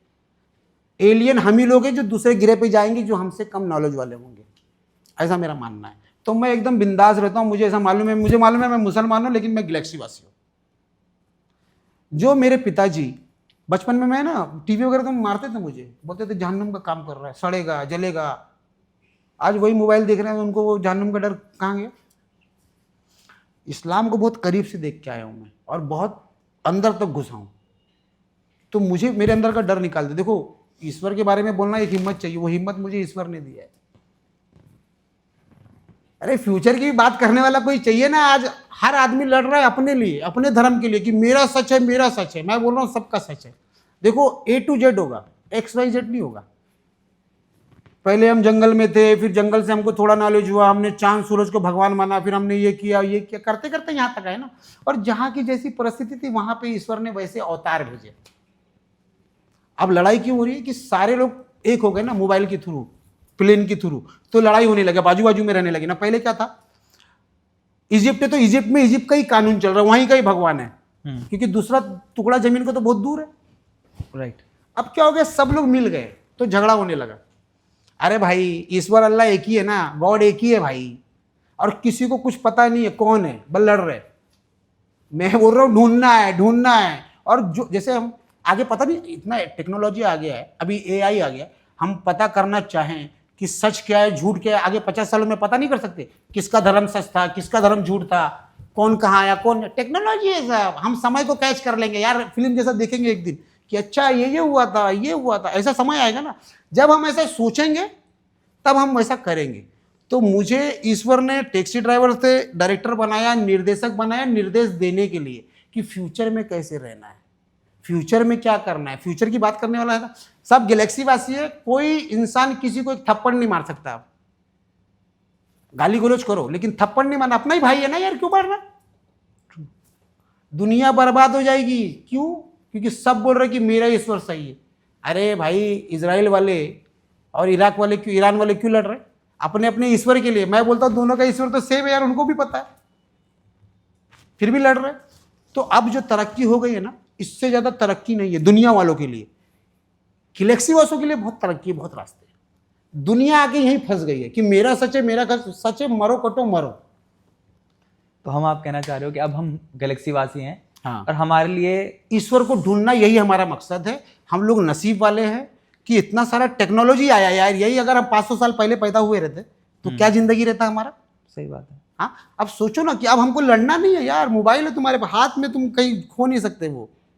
जीपीएस है, हम लोग तारों को देख के चलते थे, आज जीपीएस से चल रहे, शिकार करके खाना खाते थे, डिलीवरी करके मंगा रहे, आज जीपीएस जीपे वगैरह चल रहा है ना, पैसे भी नहीं चल रहे, पैसा हमने बनाया, पैसे को भी साइड कर दिया, अब जीपे, सारा ऑटोमेटिक सिस्टम हो गया ना। यही तो सतयुग है यार, सबको सब पता है कि क्या सच है क्या झूठ है, ये पता करना है ना हमको।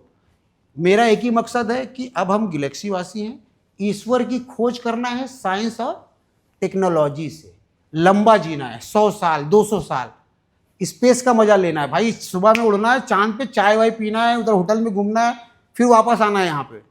हम आधुनिक युग में है यार, हम पुरानी बात क्यों करेंगे, हम नए लोग हैं, नए जमाने की बात करेंगे। मैं पुरानी बात नहीं करने वाला, मैं चीज़ों को ऑब्जर्व कर रहा हूँ और उस हिसाब से अपना एक विचार बना रहा हूँ कि ये दुनिया बनी क्यों है। सर एक फनी क्वेश्चन दिमाग में आया हाँ, मेरे बोलो। एकदम से।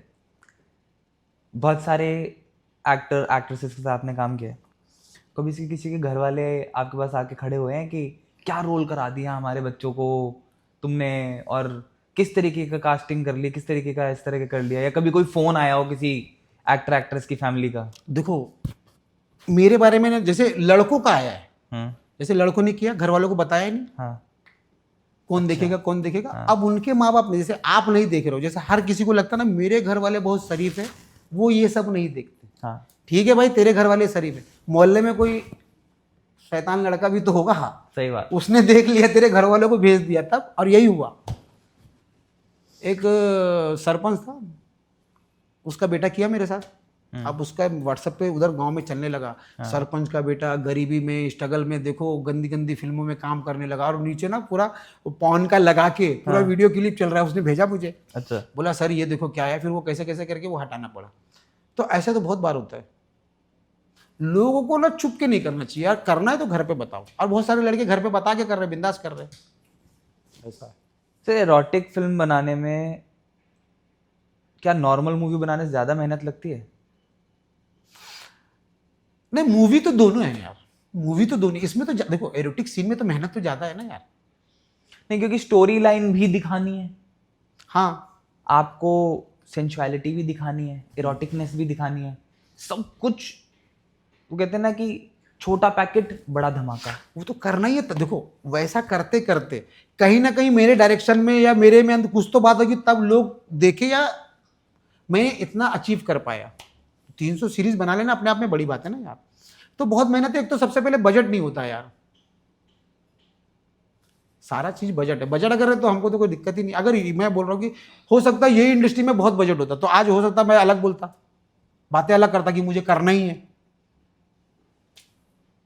क्या एक्टर्स को प्रिपेयर करना पड़ता है सीन करने से पहले, या तैयार होके आते हैं, मन से सेट होता है उनके बिल्कुल कि चलो?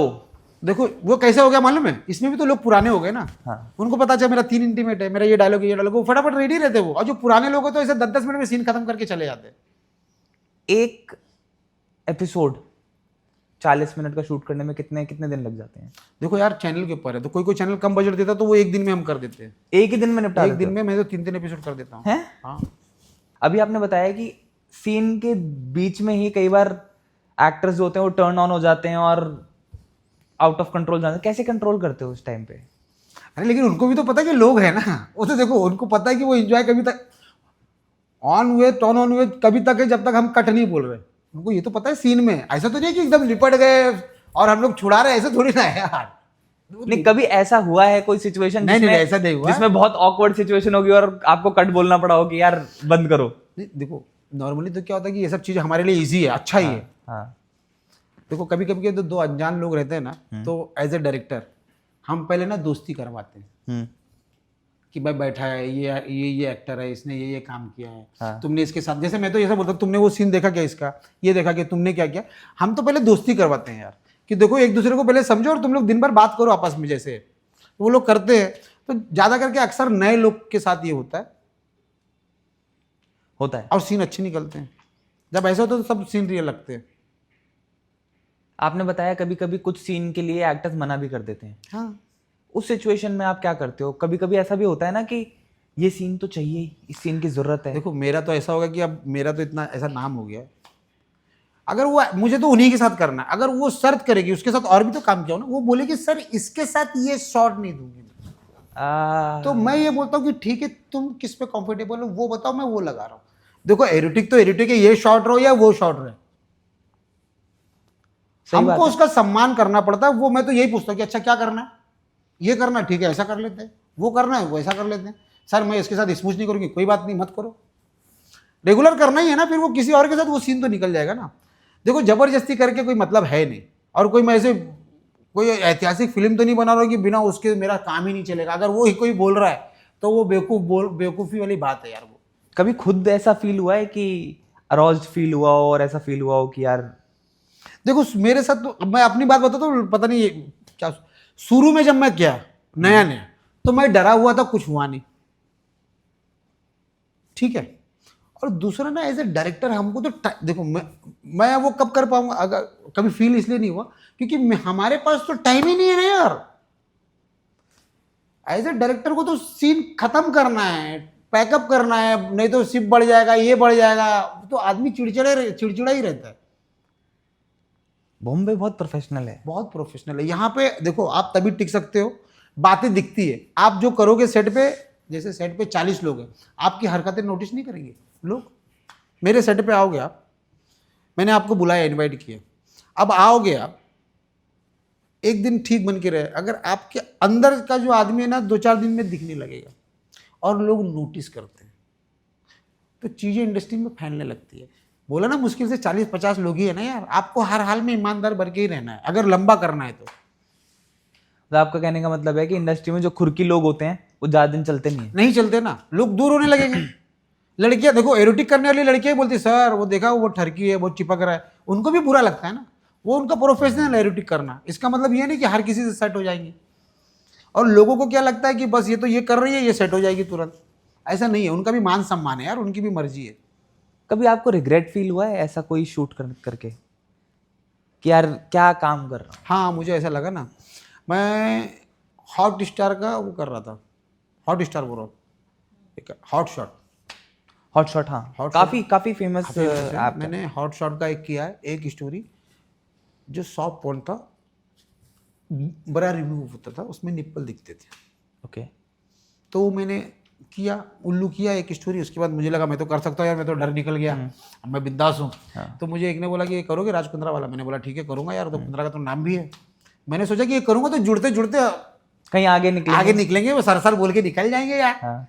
तो मैं लेकिन गया, मैंने किया, तो मोना थी, हाँ। जब ब्रा निकला ना, निप्पल दिखने लगे, तो वो डर गई एकदम चेहरे पे ऐसे ऐसे। तो मुझे लगा यार ये नहीं करना है। उसके बाद से फिर मैंने एक ही किया है। राज कुंद्रा जी के बारे में क्या कहना है? क्या उनके ऐप के थ्रू लोगों को, जैसे आपने कहा कि एक्ट्रेस भी डर गई?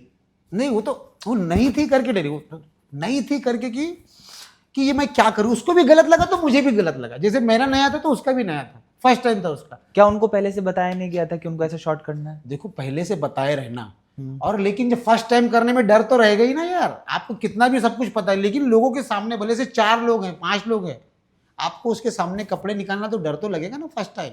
वो तो करते करते आदत हो जाती है। तो वो डर था उसके चेहरे पे, जो देख के मुझे बुरा लगा। वो तो पैसे की वजह से कर रही थी, उसका एग्रीमेंट होता पहले से, उसने बोला था मुझे कैश पैसा चाहिए। वो जो प्रोडक्शन हाउस ने बात किया था, उसको पैसे दिए तो अपनी मर्जी से, मजबूरी में किया होगा कुछ, उसको पैसे की जरूरत थी, अपनी मजबूरी में किया, लेकिन उसने किया। तो जब फर्स्ट टाइम कोई भी कपड़ा निकालेगा, चाहे लड़का रहे या लड़की रहे, तो उसको तो फील तो होगा ही ना यार, वो तो इंसान है। कहीं ना कहीं आपकी बातें सुन के ना मुझे ऐसा मुझे फील हो रहा है कि कुछ ऐसी सिचुएशंस हैं इंडस्ट्री में भी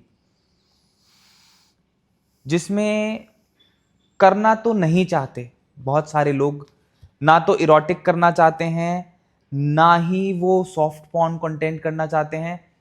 परिस्थितियों और मजबूरियों में ऐसे फंसे हुए हैं कि उनको पैसे के लिए घर चलाना, और पैसे भी उतने नहीं मिले सिर्फ घर चलाने के लिए। ऐसे भी नहीं कि बहुत पैसे पूरे हो रहे हैं और पूरा शौक पूरा हो रहा है। जैसे तारकेश चौहान, अलिफ लैला, महाभारत, हर सीन में किया, सीनियर एक्टर है जी, ठीक है। अब वो एरोटिक कर रहे हैं, इसमें फेमस हो गए क्योंकि उनको अच्छा काम नहीं मिल रहा ना यार। इंडस्ट्री के लोग ही कहाँ किसी को लेके चल रहे हैं, सबका ग्रुप बना हुआ है, जिसके ग्रुप में जिसका चल रहा है उसका घर चल रहा है। बाहर का आदमी कौन है? बहुत सारे देखो ना, अच्छे अच्छे एक्टर है, अच्छे अच्छे हीरो, जो ऐसा लगता था कि कभी राज करेंगे, वो सब उनको कौन बुला रहा है? कोई बुला रहा है? नहीं बुला रहा है। पहले भी यार मूवीज आई हैं बहुत सारी। इमरान हाशमी ने ये कहा जाता है, हाँ। बट लोगों ने पुरानी मूवीज नहीं देखी होंगी।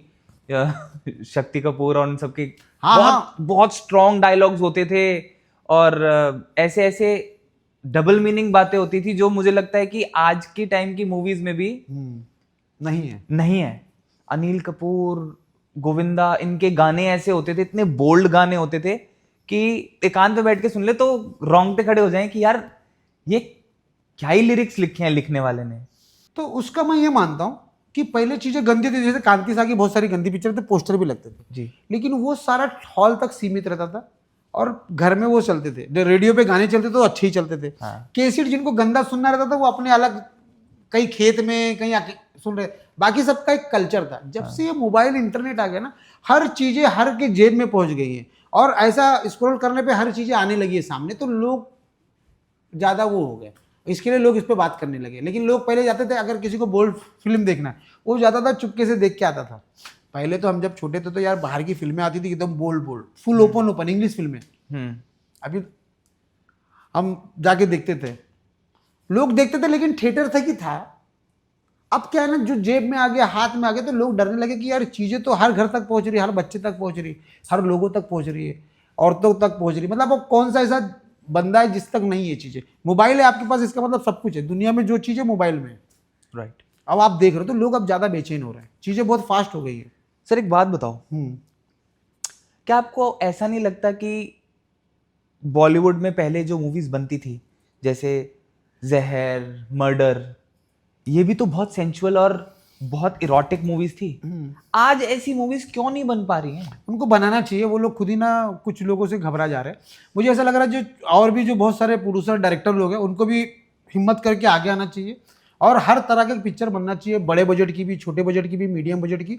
और जब लोग बनाने लगेंगे मेकर, तो देखने वाले भी इंटरेस्ट लेंगे। लोगों को लग रहा है कि अब इंटरनेट आ गया तो लोग नहीं देखेंगे, मेरा ऐसा मानना है नहीं, थिएटर का ही मजा है, लोग जाएंगे ही जाएंगे। हमको आदत डालना है, जैसे पहले सिंगल थिएटर था, लोग बोले थे मल्टीप्लेक्स आएगा तो नहीं चलेगा, लेकिन चल रहा है ना। मेकर्स को निकलना पड़ेगा, हर बजट की फिल्म बनाना है और थिएटर तक अपनी किस्मत आजमाना है, मेरा ऐसा मानना है। और मैं बहुत जल्दी एक छोटे बजट की फिल्म लाऊंगा, एक बार ट्राई करूंगा ये भी, कि अगर निकल गया तो फिर फिल्में ही करूंगा, भले से बजट छोटा हो। आपको क्या लगता है लोग एरोटिक कंटेंट क्यों देखते हैं? शरीर की नीड है। देखो, आप जैसे काम धंधा कर रहे हो तो आप दिन भर एक ही उसमें चल रहे हो, एक ही जोन में। जैसे ही आप एरोटिक जाओगे तो सडनली आपका माइंड है ना तुरंत चेंज होता है, अचानक से सारी चीजें गायब और शरीर में अलग तरीके का एक हार्मोन दौड़ने लगता है। आदमी के लिए बहुत फायदेमंद है एक्चुअल में, और इसीलिए ईश्वर ने बनाया था कि दिन भर खेत में काम करो, जो भी करो, रात में एक चीज वैसे बना के दिया है, क्योंकि ये गेम है, दुनिया यहाँ लड़ना है। चीजें अब पहले चीजें अलग होती थी क्योंकि हम लोग के पास ये सब सिस्टम नहीं था। अब चीजें जैसे जैसे तरक्की करेगी दिखेगा ही ना सब, कौन किससे बचेगा यार। एरोटिक कंटेंट कौन देख रहा है आपके हिसाब से? पढ़े लिखे लोग देख रहे हैं? हर हर हर हर लोग देख रहे, सबका नीड है भाई। जो जीने के लिए बहुत जरूरी चीज है ना, उसमें ईश्वर ने भेदभाव नहीं किया। मुझे ऐसा लगता है कि जो आपने कहा ना इवॉल्व्ड लोग हैं, मुझे ऐसा लगता है जो लोग इवॉल्व्ड है ना वो तो पॉर्न देख रहे हैं, वो तो पूरी न्यूडिटी देख रहे हैं। एरोटिक कंटेंट कौन देख रहा है फिर? एरोटिक देखो यार ना, सेक्स ना एज के ऊपर है। ओके। अब जैसे बहुत सारे जो बहुत पुराने ढीठ हो गए, हाँ, वो पॉर्न दिखाओगे उनसे कुछ होगा नहीं, क्योंकि सब देख चुके हैं, सब कर चुके हैं। उनको ना एरोटिक टाइप चाहिए कि देख रहा है, ताड़ रहा है, पल्लू झा रहा है, वो अपनी पुरानी यादें करते हैं, उनको समय चाहिए। ठरकी लोग ठरकी जो, हाँ, मतलब एज के साथ उनको वो पूरा उस जोन में जाने के लिए ना समय चाहिए, तो वो कहानी के साथ जाते हैं, ठीक है। और दूसरा एक यंग लोग है, यंग लोग है ना, तो वो पॉर्न जाने से डरते हैं, तो वो एरोटिक में ही उनको वो सब कुछ मिल जाता है जो पॉर्न में मिलता है, वो समय के साथ। यहाँ पे एरोटिक का मतलब हुआ कि फैंटेसी पूरी करने के लिए फैंटेसी बेस्ड कंटेंट बनाया जा रहा है? हाँ, यही है। देखो, एक ऐसा कंटेंट जो लीगली लोग देखें, बैठ के आपस में दोस्त बात करें, उल्लू देखा क्या, ये सीरीज देखा क्या, ये पहले नहीं थी। अभी शुरू में जब आया था तो ये चीजें बहुत लोग चुप के देखते थे, लेकिन अब जैसे ये सब ऐप आ गए ना, तो अब लोग बिंदास बात करते हैं। अर्ल्ड का ये देखा क्या, वो सीरीज देखा क्या, ये लोग अब वो पहले नुक्कड़ पे चाय पे अलग बात होती थी ना, फिल्मों की बात हो रही है, राजनीति की बात हो रही है, तो अब ना जो यंग ग्रुप में ना ये सब बातें होने लगी हैं जो पहले नहीं होती थी। टाइम के साथ साथ how has the character of female, जो फीमेल आर्टिस्ट का कैरेक्टर है एडल्ट इंडस्ट्री में, वो कैसे इवॉल्व हुआ है टाइम के साथ? बढ़ते जा रहा, बढ़ते जा रहा। और जो नई लड़की आ रही है ना, और बिंदास आ रही है, इसने इतना किया, अब मुझे पता है कि उस लड़की ने इतना किया था, अब दूसरी को यही इंडस्ट्री में जब नाम कमाना है वो ज़्यादा करेगी, वो ज़्यादा करेगी, उसका नेगेटिव उसके ऊपर ज़्यादा हावी है। क्या सोसाइटी में इससे गलत मैसेज जा रहा है? देखो सोसाइटी में ना हर तरीके के लोग हैं,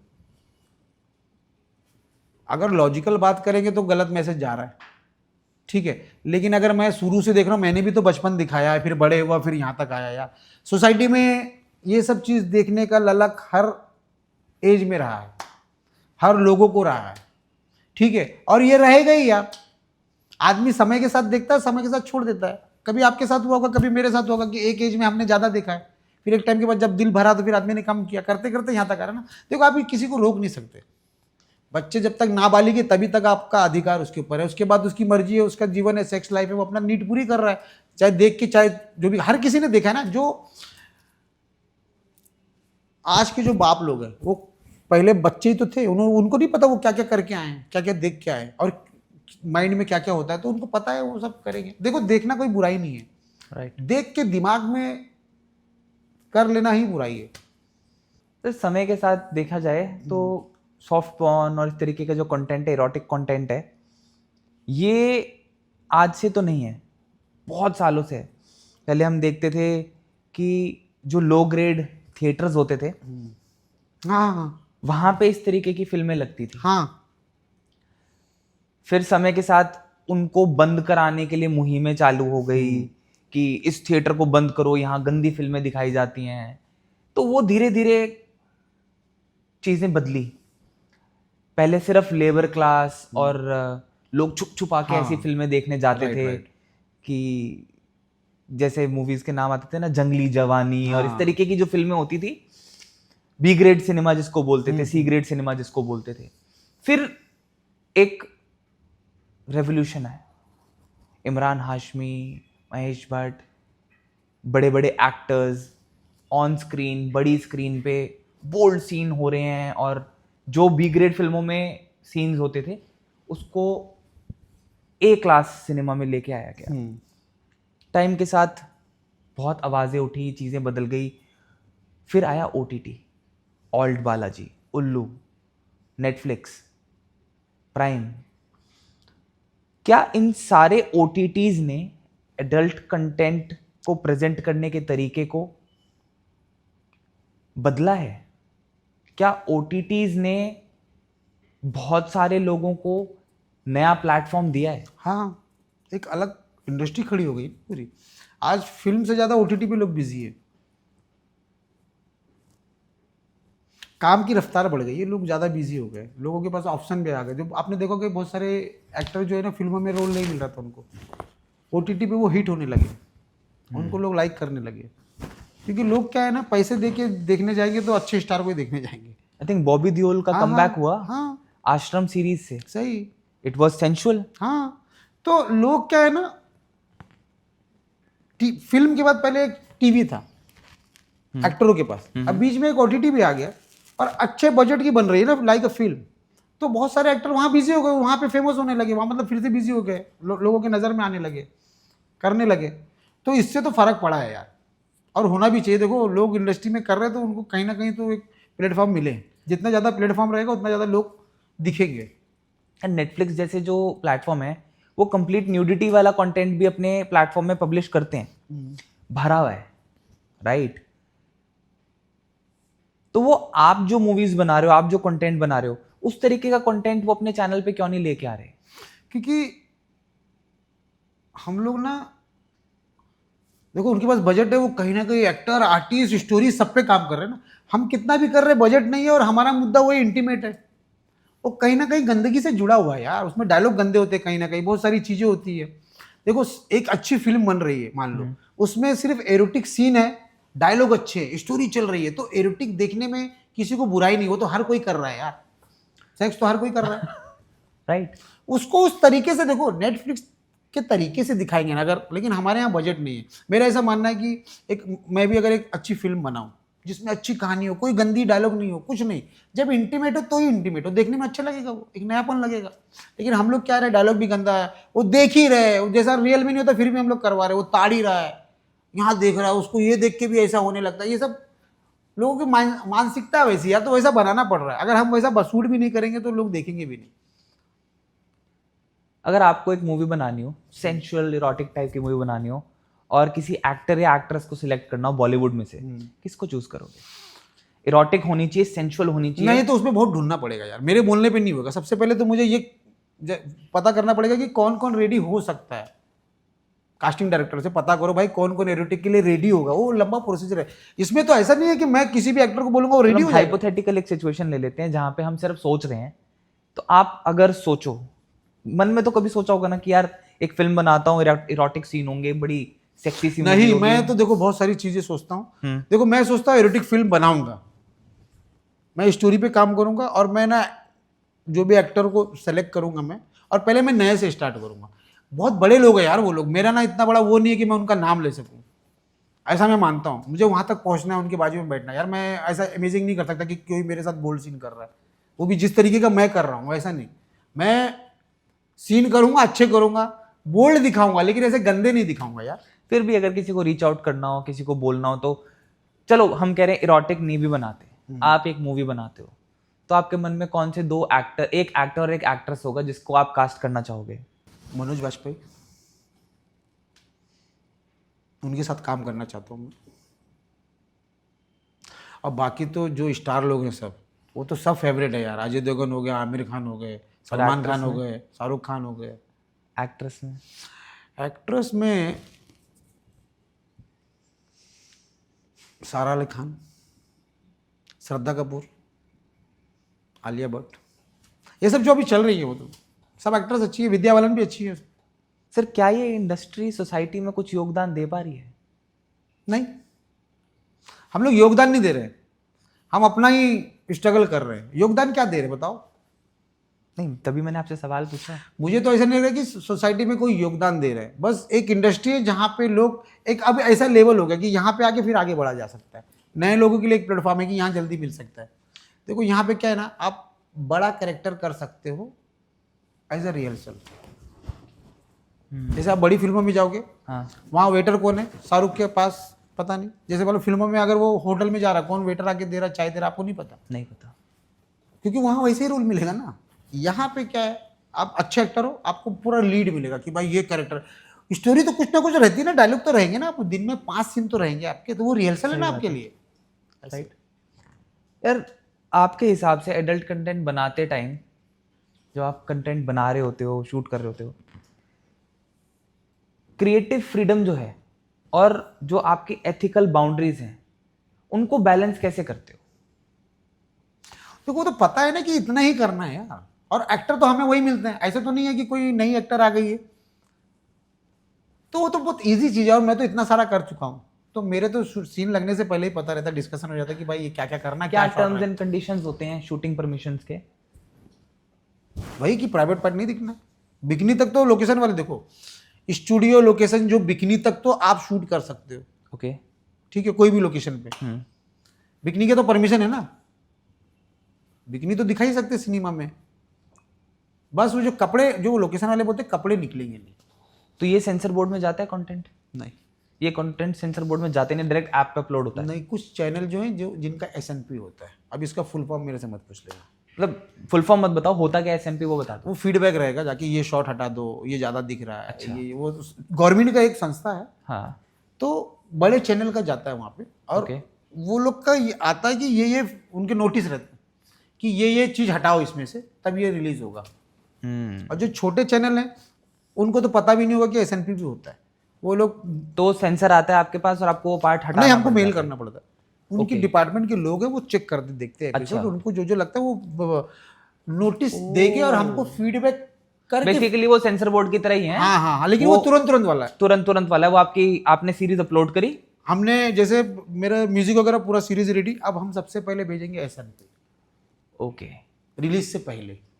एसएनपी वाले सारे पॉइंट देखेंगे, ये करना है, ये हटाना है, ये थोड़ा ज्यादा ब्रूटल दिख रहा है, ये दिख रहा है, वो सब उनको जो गवर्नमेंट का जो उनके हिसाब से जो भी होगा, ठीक है, वो लोग करते हैं, एसएनपी करते हैं, फिर रिलीज करते हैं। अच्छा, बहुत सारे लोग अब ऐसे कर रहे हैं, इसमें एसएनपी हो रहा है लेकिन रिलीज वही हो रहा है जो बिना एसएनपी वाला है।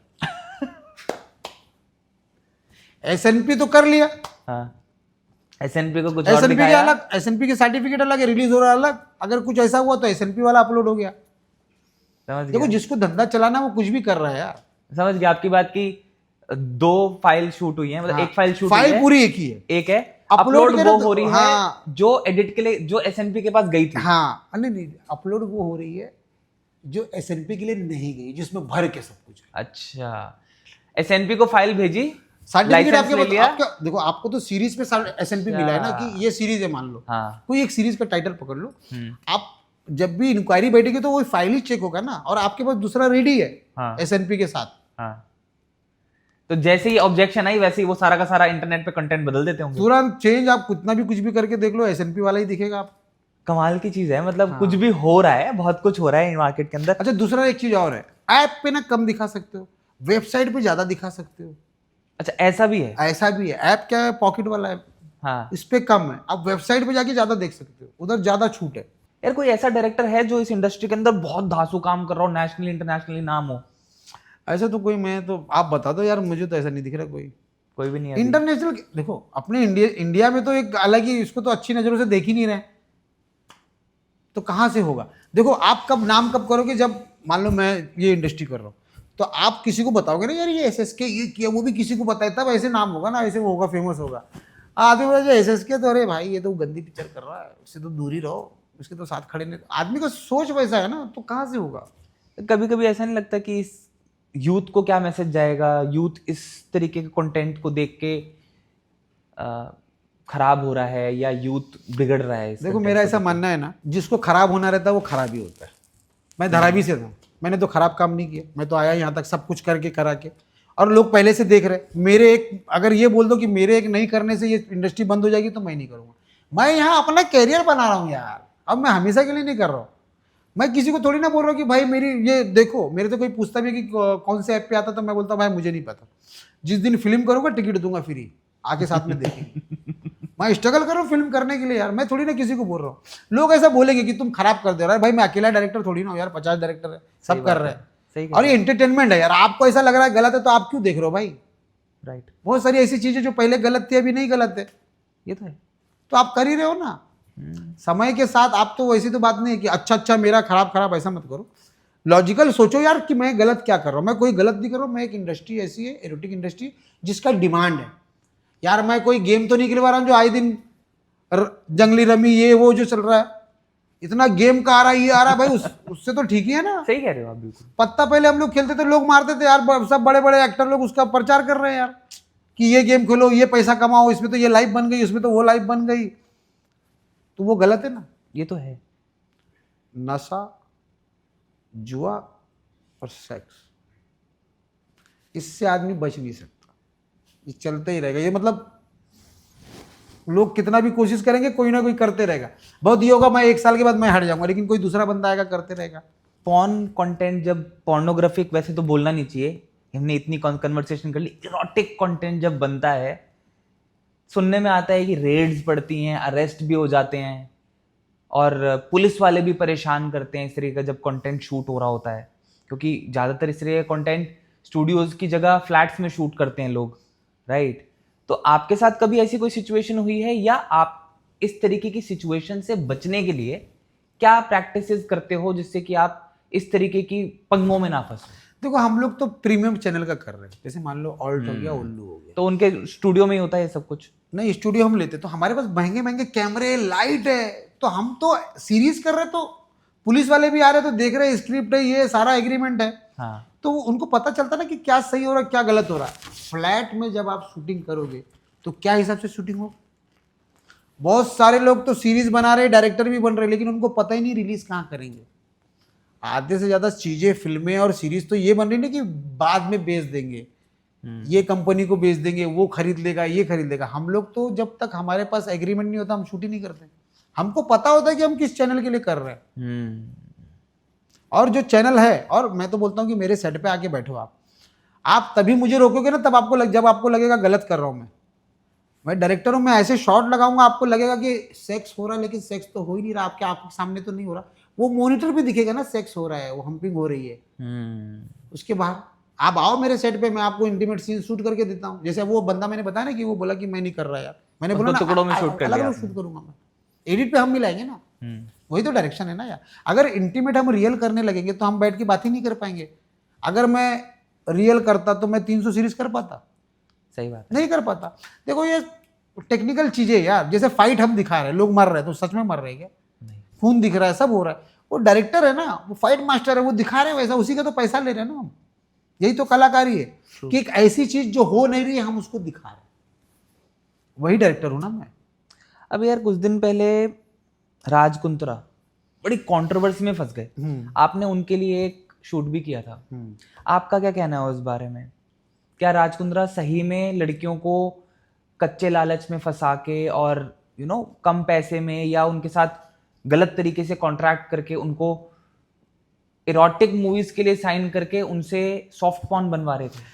मेरा ऐसा मानना है कि यार जो शिल्पा शेट्टी के पति हैं, शिल्पा शेट्टी, ये लोग बहुत पैसे वाले लोग हैं, अच्छे खासे एक हस्ती है, तो आदमी अगर कोई गलत नहीं होगा तो इतनी बड़ी हस्ती को ऐसे कोई हाथ लगा नहीं सकता। कोई चलता फिरता आदमी नहीं है कि कोई कुछ भी इल्ज़ाम लगा दे, उनके भी तो सोर्सेस होंगे ना यार।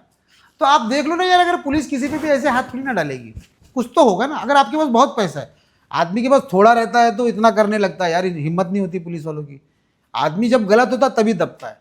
तो आप सोचो कि अगर आपके साथ इतना सब कुछ हो रहा है तो वो सच्चाई क्या है, आपको अपने आप अंदाजा आ जाना चाहिए। सही आदमी को कोई ऐसा हाथ लगा सकता नहीं, ऐसा मेरा मानना है कहीं ना। और एक तो पैसा है, नाम है, सब है, उसके बाद आपको क्यों परेशान करेगा कोई यार, अगर आप सच हो तो। सही बात है ना, मेरा ऐसा मानना है कि ऐसा हो सकता है भाई, बोल नहीं सकता मैं तो, बड़े लोग हैं। एकता कपूर के बारे में भी बहुत लोग बोलते हैं, पता है? एकता कपूर ने ओल्ड बालाजी वगैरह जो सीरीज बनाई, काफी सारी सीरीज बनाई, उसमें भी लोगों ने ये बोला कि एकता कपूर लोगों को एक्सप्लॉइट करती है, कम पैसे दे के ज्यादा काम करवाती है, कॉन्ट्रैक्ट में चीजें कुछ और होती हैं और जब शूट पे जाते हैं तो एक्स्ट्रा शॉट्स देने के लिए बोलती हैं।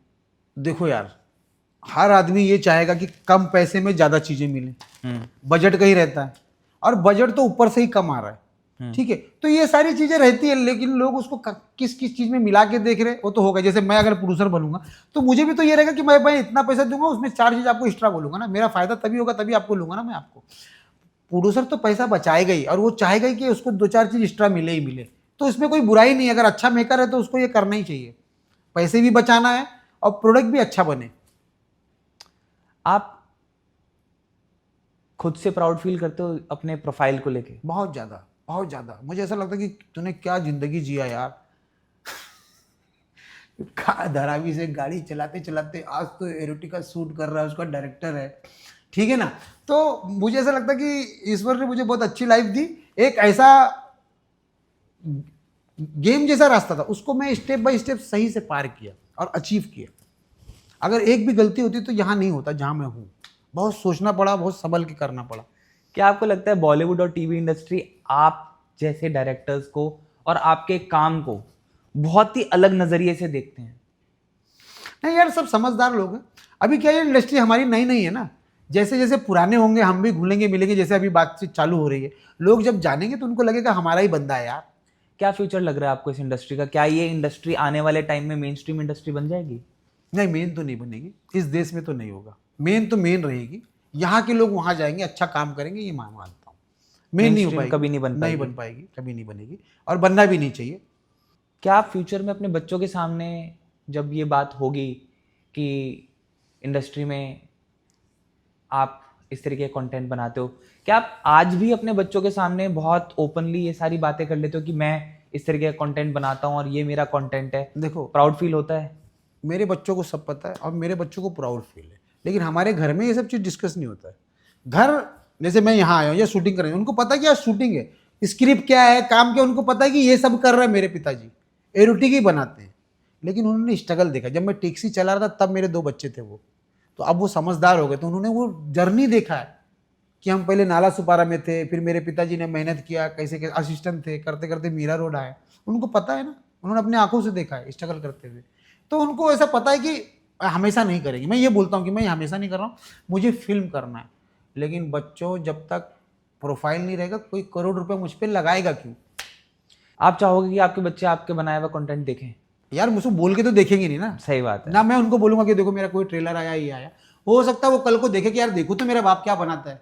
नहीं, मेरा पूछने का पर्पस ये है कि जब आप दुनिया भर के यूथ के लिए वो कंटेंट बना रहे हो, मैं यही सुनना भी चाहता था कि आप अपने बच्चों के प्रति अपने कंटेंट को, मेरे बच्चे यंग होने के बाद पॉर्न देखे जो देखे, मुझे कोई रोक टोक नहीं है। बस ये है कि वो उस रास्ते पे, गलत रास्ते पे ना जाए। जो चीज मैंने किया है तो मैं सोचता हूँ कि मैंने जो भी किया है, मतलब मैं ऐसा सोचता हूँ मैंने पॉर्न भी देखा है, मैंने सब किया है, तो मैं तो अपने आप को गलत नहीं मानता, क्योंकि मैंने एक टाइम पे देखा, वहां से हट गया। उतना छूट मैं अपने बच्चों को भी दूंगा कि भाई तेरी लाइफ है, तू एंजॉय कर, जो भी करना, देख रहा जो कर रहा, जैसा करना कर, लेकिन उसमें फंस मत। सर बिफोर वी एंड, बहुत सारी बातें आज हमने करी हैं, before we come to an end आज के पॉडकास्ट के, हमारा एक छोटा सा रैपिड फायर राउंड होता है। 8-10 क्वेश्चंस होते हैं, उसमें फटाफट से एक रैपिड फायर करते हैं। फेवरेट जॉनर क्या है आपका, एडल्ट को छोड़ के? क्राइम। एक वेब सीरीज या एक शो जो आप चाहते थे कि यार ये मैं डायरेक्ट कर लेता तो अच्छा होता, उससे भी अच्छा निकल के आता? जैसे मुझे ऐसा लगता है कि हिम्मत वाला पिक्चर जो अभी आई थी अजय देवगन की, बहुत फ्लॉप हुई ना। मुझे ऐसा लगता है कि वो पिक्चर मैं डायरेक्ट करता रहा तो बहुत हिट होती, क्योंकि उसके अंदर उन लोग ने क्या किया, वही पुरानी चीजें जो पुराने सीनियर एक्टर लोगों ने किया, वो उस चीज को सेम रिपोर्ट, वो स्टोरी अच्छी है, उसको आज के स्टाइल में बनाना था। कॉमेडी नहीं चाहिए थी उसमें कॉमेडी नहीं चाहिए थी, वो स्टोरी अच्छी थी, उसको सीरियस होकर बनाना था, पिक्चर हिट होती। ऐसा मैं मानता हूँ। सबसे बड़ा चैलेंज क्या है इरोटिक फिल्म शूट करने का? 2 सीनियर एक्टर जो है ना, जिनकी आपस में जम नहीं रही है। जैसे 4 साल से ये भी कर रहा है लड़का भी, 4 साल से लड़की भी कर रही है। अब उनका सीन है, दोनों में किसी बात पे झगड़ा, ये उनको संभालना है, क्योंकि उसको लग रहा है मैं भी बहुत स्टार हूँ, उसको लग रहा है मैं भी बहुत बड़ा एक्टर हूँ, तो वो दोनों जल्दी भिड़ जाते हैं। ये क्या कर दिया आपने, इधर ये काट दिया, ये क्यों जोर से दबा दिया, ये क्यों कर दिया, वो बहसा बहसी बहुत होती है। फिर वो बोलेगा मुझे मत बताओ, मैं भी इतने साल से हूँ, फिर वहाँ एरोटिक बहस होने लगती है, अलग ही लेवल पे चले जाते हैं। रुको कट करो सर, आप बताओ कहाँ कहाँ हाथ लगाना है, क्या करना है। अब उनको क्या बताओ यार कि ये सब चीज़ तुम लोग इतना करने के बाद अब पूछ रहे हो मुझसे कि कहाँ कहाँ क्या करना है। क्या पूछ रहे हो मुझसे कि क्या करना है? 4 साल हो गए यार, तुम्हें सब पता है। अच्छा, सब दोस्त यार सब साथ में किए हुए। अच्छा। तो इसको क्यों कास्ट कर दिया, फिर उसको क्यों कास्ट कर दिया, हम लोग आपस में बोलते हैं। अच्छा, कभी कभी की लड़की आएगी, अरे यार सर इसको क्यों कास्ट कर दिया डर जाती, क्योंकि पिछली शूट में था उन लोग ऐसा रहता, तो बोला अरे यार अभी कर लिए तो कर लिए। अब कोई तो सर हमको तो लीड में करो। जैसे कभी कभी हम लोग दूसरे रोल में भी तो कर लेते हैं, माँ में, भाभी में, मामी में, ऐसा बहुत सारी चीजें। इरोटिक में तो किसी भी एज में किसी को भी किसी भी रोल में ले लेते हैं, वो तो सब चलता है। ये सर सबसे मेमोरेबल मोमेंट क्या है आपका? इतने साल हो गए आपको शूट करते हुए, किसी भी तरीके के कंटेंट का आपने शूट किया हो, सबसे यादगार मोमेंट कौन सा है आपका? आटे की चक्की। ऐसा क्या हुआ? आटे की चक्की, जिससे ना वो चक्की से ना वो लड़की को ना एरोज होने लगती है, वो गर्म हो जाती है। वो शूट करना मेरे लिए बहुत टफ था, क्योंकि वो चक्की सीरियसली? हाँ, आटे की चक्की उल्लू पे एक सीरीज है। ओके। तो उस टाइम पर लोग ऐसी सीरीज बना रहे थे, कमर की नाप, आटे की चक्की। तो आटे की चक्की कैसी थी, तो चक्की आई, अब वो चक्की ना उसमें गेहूं डालते डालते लड़की खड़ी थी ना, तो वाइब्रेशन से ना तो उसको गर्म हो गई लड़की। अब वो चक्की पे बैठ के पूरा अपने आप को वो कर रही है। अरे वो मैं बहुत सोचा कि यार मैं ऐसे कैसे शूट करूं कि लोगों को यकीन दिला दूं कि चक्की से गर्म हो सकती है लड़की, और लड़की गर्म हुई और लोगों ने माना और मैं वो कर लिया। बहुत डिफिकल्ट जॉब है सर। हाँ, अब वो देखना सीरीज कभी, आटे की चक्की। एक एक्टर या एक्टर जिसके साथ आप दोबारा काम करना चाहते हो? ऐसे तो कई सारे हैं नाम, जैसे रुक्स हो गया, गौरव हो गई, आयुषी जायसवाल हो गई, सुहाना खान हो गई, रितु राय हो गई, ऐसे बहुत सारे हैं। शेक्सपियर मेरा दोस्त, हाँ अच्छा, उसका भी नाम लेने जा रहा था, बोल दिया Shakespeare. Favourite film of all time, आपकी सबसे पसंदीदा फिल्म कौन सी है? मुझे घायल अच्छी लगती है। एक चीज इंडस्ट्री के बारे में जो बाहर के लोगों को नहीं पता। भाई यहाँ हर दिन स्ट्रगल है, आदमी सोचता ना कि एक रोल मिलेगा फिर तो मैं ये हो जाऊंगा, लोग जानने लगेंगे, ऐसा नहीं, कोई नहीं जान रहा भाई। हर दिन स्ट्रगल है। और आप ये मत सोचो कि आज के टाइम में ना दुनिया इतनी फास्ट है ना, तो आप ये मत सोचो, लोग क्या सोचते हैं 2 साल, घर में बोलते हैं 2 साल तो मैं कर जाऊंगा। नहीं भाई, आज के टाइम पे 10 साल का टाइम देखिए आप, कि 2024 चल रहा है तो 2034 में मैं कहाँ दिखूंगा, ये मेन है। अगर हम कम समय लेके आएंगे तो फ्रस्ट्रेट होने लगेंगे। तो मैं ऐसे सोच के चलता हूँ कि आज मैं जहाँ, जैसे मैं 2010 में टैक्सी में था, अब 15 साल लगे ना यहाँ बैठने में, तो ये यकीन है मेरा कि इतना साल लगेगा ही लगेगा।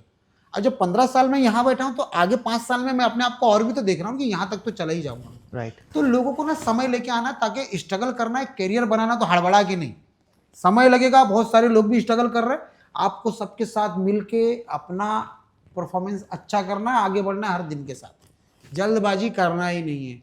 5 साल 10 साल का समय लो भाई, अगर एकदम जीरो से हो डे शूट या नाइट शूट? तो स्टोरी के ऊपर होता है। फिर भी आपको कौन से टाइम पे शूट करना देखो ज्यादा मैं तो ये पसंद है? चाहता हूँ कि 9 to 9 मैं करूँ।